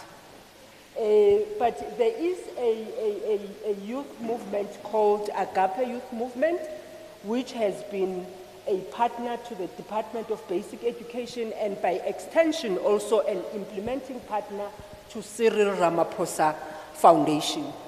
I would want to give this young person just to give us an input into what has transpired in terms of a young person in today's session.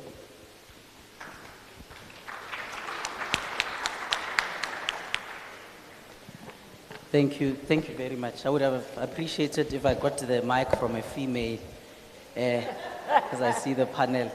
Good afternoon, colleagues. Thank you very much, Mam Tululu, your panel. MEC, HOD, all protocol observed. My name is Matsitsaba Letliane.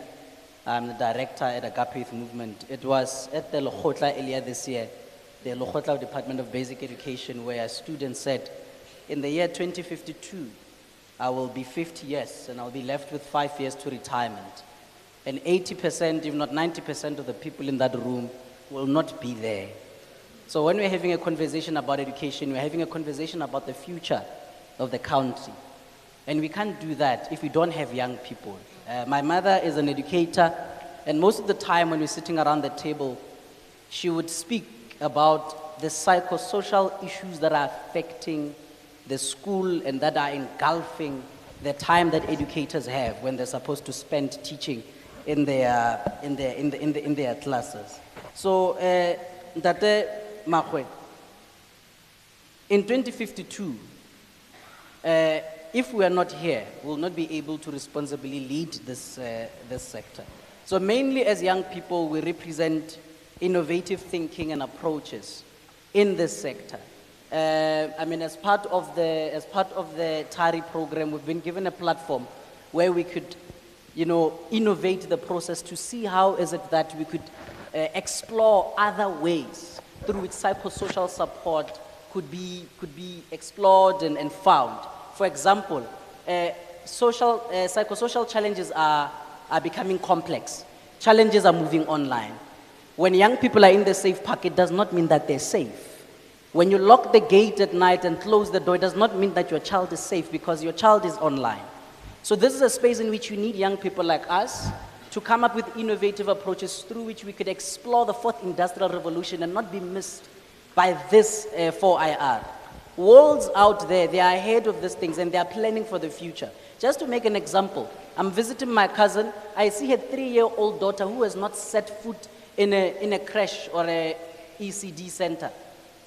The parent was not even aware that this 3-year-old is watching cartoons that are teaching her numeracy and literacy in a Spanish language. So, and I'm like, where are we going as a future if we're not going to start having content that can even be on YouTube for kids, where we might not even need to have social workers in schools, but have social workers online? So programs like these are really giving us an opportunity as young people to innovate and be ahead of our time. You visit worlds in Europe, you find those people sitting down and speaking about the future. You come to Africa, you find people speaking about how technology is being utilized. We are reflecting rather than looking forward. So the voice of young people in this regard, Mamadi, is how do we as youth organizations, through these partnerships, because we're enjoying a beautiful partnership with CyrilRamaphosaFoundation, with TARI, with DBE, where we provide innovative approaches, where tomorrow, with the press of a button, young people in the whole country can achieve a psychosocial support services. Ke a leboha.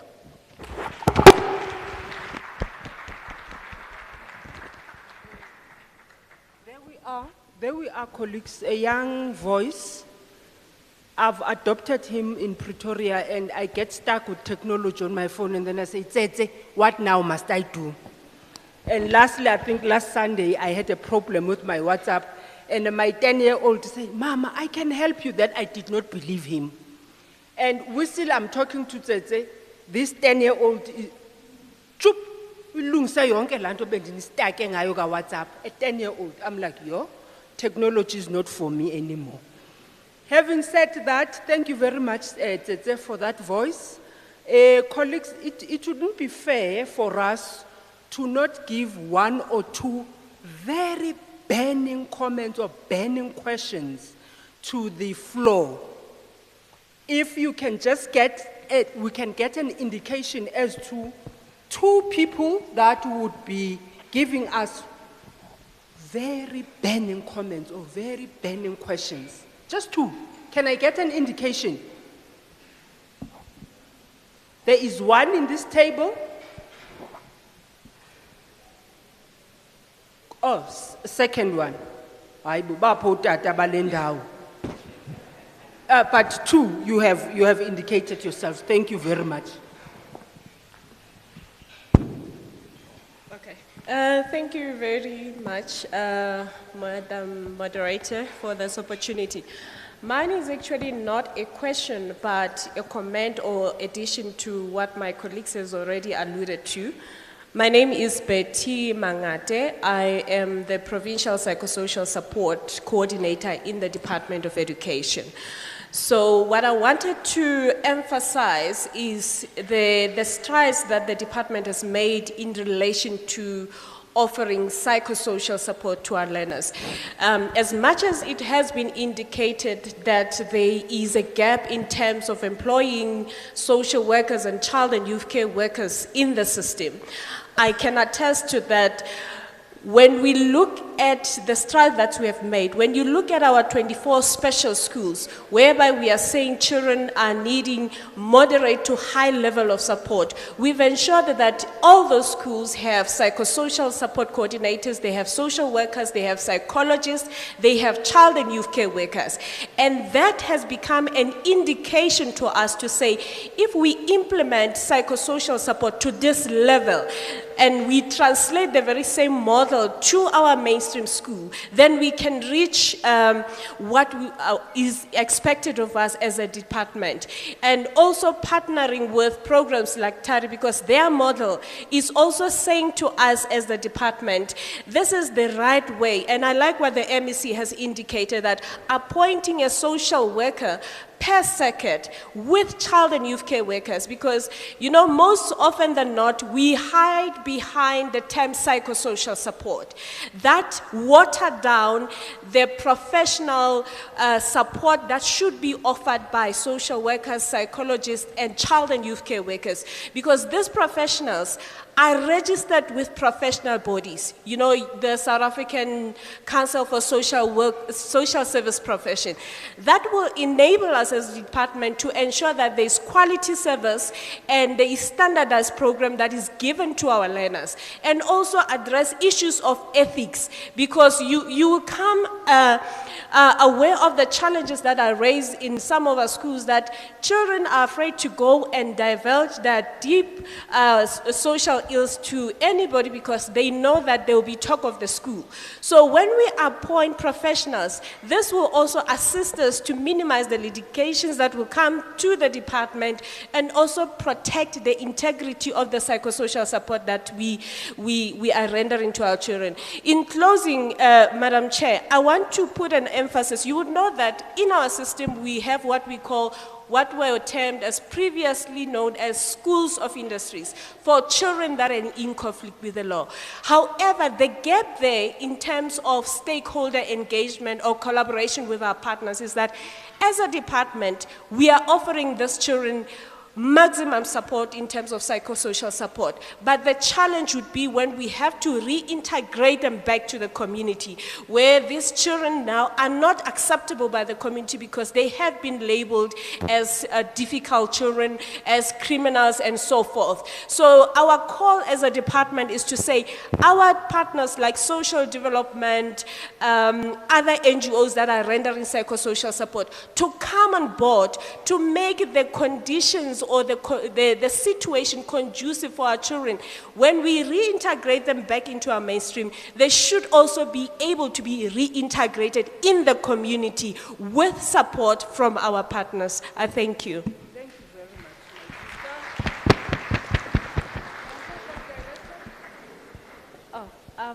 Thank you. I am Menkomo. I'm an educator and also a member of SBST. I will just start by making a scenario about myself. Went to UJ. I remember applying. Normally when we apply, we do, is it an assessment for career something? Whereby you write your qualities, your character, and what you like, what you don't like. And then it gives you a feedback about what career can you choose. I remember the assessment gave me a result of being an educator. I was like, nah, I cannot be an educator, I want to be an accountant. And I applied to become accounting. I finished my degree and then I did my internships, I worked for JSE and stuff. But then it reflected back to me at some point that I'm born to be an educator. And then I did PGCE and I did my honors also, and I got a job as an educator in Rokopani Primary School currently. Having said that, I somehow feel that with what is going on currently, especially the learners that you are dealing with, as young as I am. I'm only 30 years and I've been in education for 4 years. I feel we deal a lot as educators, especially young educators like myself. I feel and would like to propose maybe to Department of Education, how about maybe during our the course period of the modules, can they maybe try to construct a module, maybe psychologically, so as to help the educators?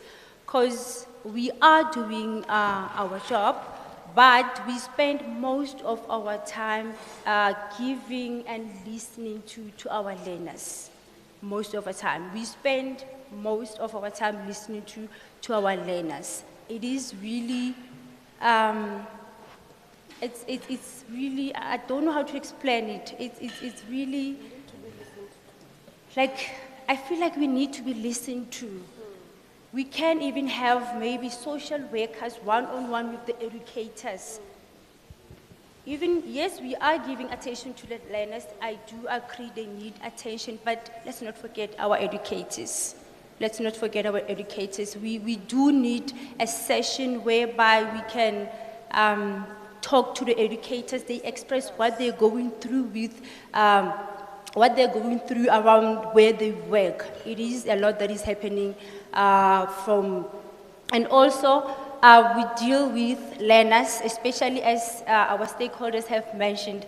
They come from different backgrounds and they come to school with much problems. And we can't teach such learners. So I'm urgently and pleading to the Department of Education and stakeholders maybe to come together and try to come up with a way to help us as educators, or maybe form something just to have one-on-one as educators. Thank you. Thank you very, very much for that. It is indeed an important point. Part of my responsibility is to ensure that I advocate around the protocol for the management and reporting of sexual abuse and harassment in schools. And as I go around the country engaging different levels within the system around the protocol, it comes every time the point that you raised to say you always protecting learners. And there is nothing wrong with us as the DBE doing that, but we tend to kind of like so lax in terms of ensuring that you as educators, you also need some care and some love and some tender, caring love. We really, really are aware of that, and I'm sure at different levels of the department, we would really work around the issues of taking good care of our educators. Thank you for raising that. Colleagues, I am at the last end of our sessions. Thank you to my esteemed panelists, and thank you for really giving us such invaluable information in terms of issues of the psychosocial support. I know I have now, my network has broadened, especially at a provincial level, so that I know whom to speak to for particular things, just to help me, you know, come up with right concepts at the right time and all of that. So thank you very much for that. And my program director, I am handing over to you, but as I hand over to you, I want to remind us, sorry, it's Heritage Month. And ndifuna ukunikhumbuza, dilihlubigazi udonsa, uchambers chele, unodludlu nodlabathi, inhlanzi yasemzimkhulu. Onesiswa sikhulu ufuze kule nina. Dingumbulambi, madlalasela ukuza kwedulu kwaphaphatheza emoyeni, uhlubikazi elinzipho zimnyama ngokuqhwayana. Bye.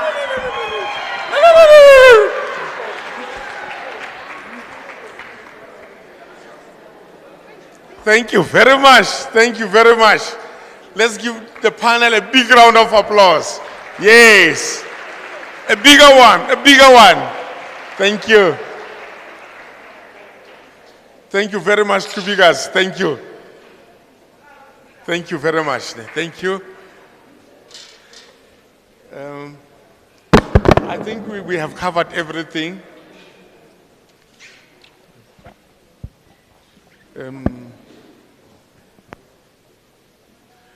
We have covered everything. You have reflected on the presentations. Yeah, no, thank you very much. It was not going to be a successful conference, HOD, if this part was not done. Well done, well done. And then I think the NPA and then court proceedings manager, and then it will recruit you, and then to make sure that processes and then go well, and then in a court of law. Thank you very much for those reflections. Now we are. You see, if you are a teacher by profession, I was told that there should be one person speaking at a time. Ma'am, there should be one person speaking at a time. The others should listen. If you all speak, it's chaos. Thank you very much. Thank you very much. The item where we are going to now to be drifting towards closure, and in drifting towards closure, the person who's really going to be giving us the way forward, the take-homes, what is it that we need to do hereafter? Remember, this is not the end. The implementation of all the resolutions, what we have agreed on, what the MEC indicated. The entire Moteo team, MEC, was taking notes of what you were saying, SODCO, and then we are definitely going to be implementing. And then let's put our hands together to welcome on stage, and then Mayor Yvonne Temba, who's the trustee of the CyrilRamaphosaFoundation, and then to give us the way forward and a vote of thanks. Yes, you can see now it is Heritage Month. This one. Thank you very much, Remoloi. Distinguished guests, Member of the Executive Council, Dr. Moche, Free State Department of Education Head of Department, Advocate Malakwane, National Department of Education, all dignitaries, ladies and gentlemen, good afternoon.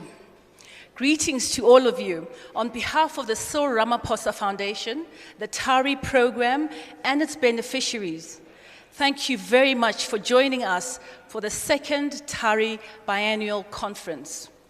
I trust you all enjoyed the sessions and really got to see the value added by each and every single one of you in creating a safe and empowering environment that is free from violence, is academically effective, inclusive, gender sensitive, and promotes health and well-being for all. On behalf of the foundation, I would really like to thank our partners, our stakeholders from the higher education institutions, the government, the non-government, and corporate sector for your contributions through what was a pilot.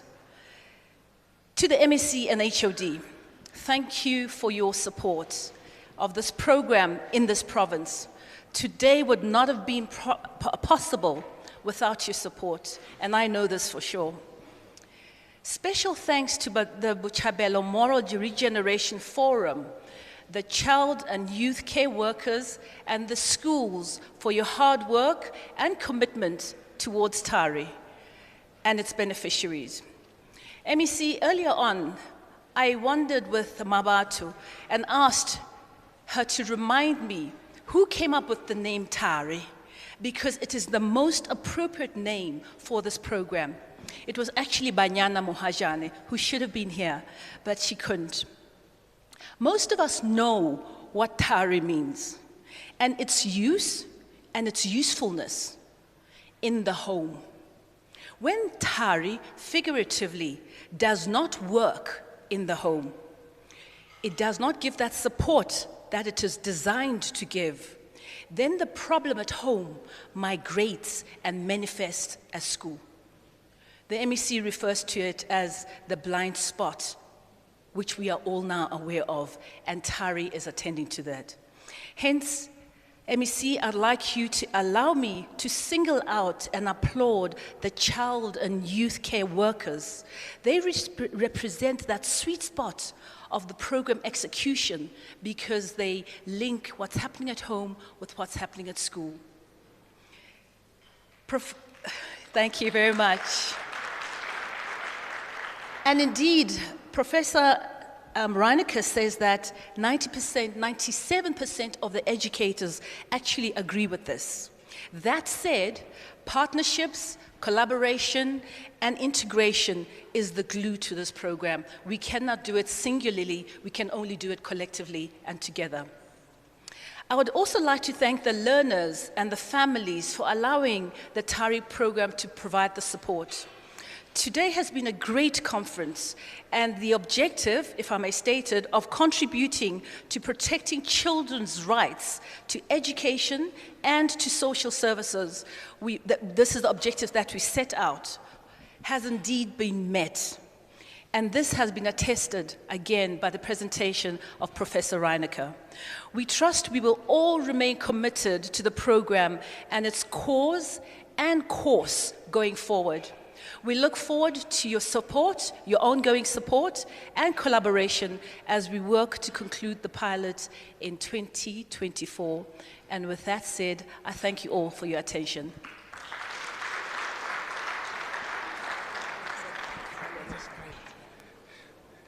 Yeah, that is great. That is wonderful. Ne? Let's give the trustee another round of applause. Cheers. Thank you very much. We have clawed back in terms of time. It's 5 to 1. We must finish at 1 o'clock. The closing at 1 o'clock. Yes, at 1. And then, you know, I think we have really charted the way forward. What we need to do is to implement what has been agreed upon. We, as the Department of Education, we are starting tomorrow, Saturday. Not Monday, tomorrow, Saturday. And then we call upon our stakeholders, role players, our supporters to join us. These proceedings, they have been beamed live on social media. You can get the recordings at the leisure of your home, of your office at any given time, so that you should be able and then to hear what we have agreed on. Very, very important. And lastly, remember, the MEC said education is a game changer. It is a catalyst for our lives. We have got within ourselves and then to change and then our world, to change our fortunes. And then in closing, and then we'll close the Motewa way we'll ask, and then one of our ministers, and then, one of our religious community leaders, and then Memoruti Panyane to come to the stage, and then to pronounce a short prayer in closing, and also to pray for food, without even, without the hymn, ne? A very short one, Memoruti. Where is Memoruti? Yes, yeah. And then thereafter, I'm going to ask the organizers to quickly remove, and then this once here, the monitor, and then I will ask the MEC, our councillor, the HOD, the CEOs, and then the representative, and then our moderator, and the trustee, and then to come to the stage for the group photo. And the Demi team should also join from the NPA and the Botshabelo Moral Generation Chairperson. Memam Ruth, Ertasbona Sontas fail. Greetings in the name of Jesus, amen. Let us all close our eyes. Father, we thank you in the name of Jesus. Lord, we bless your holy name.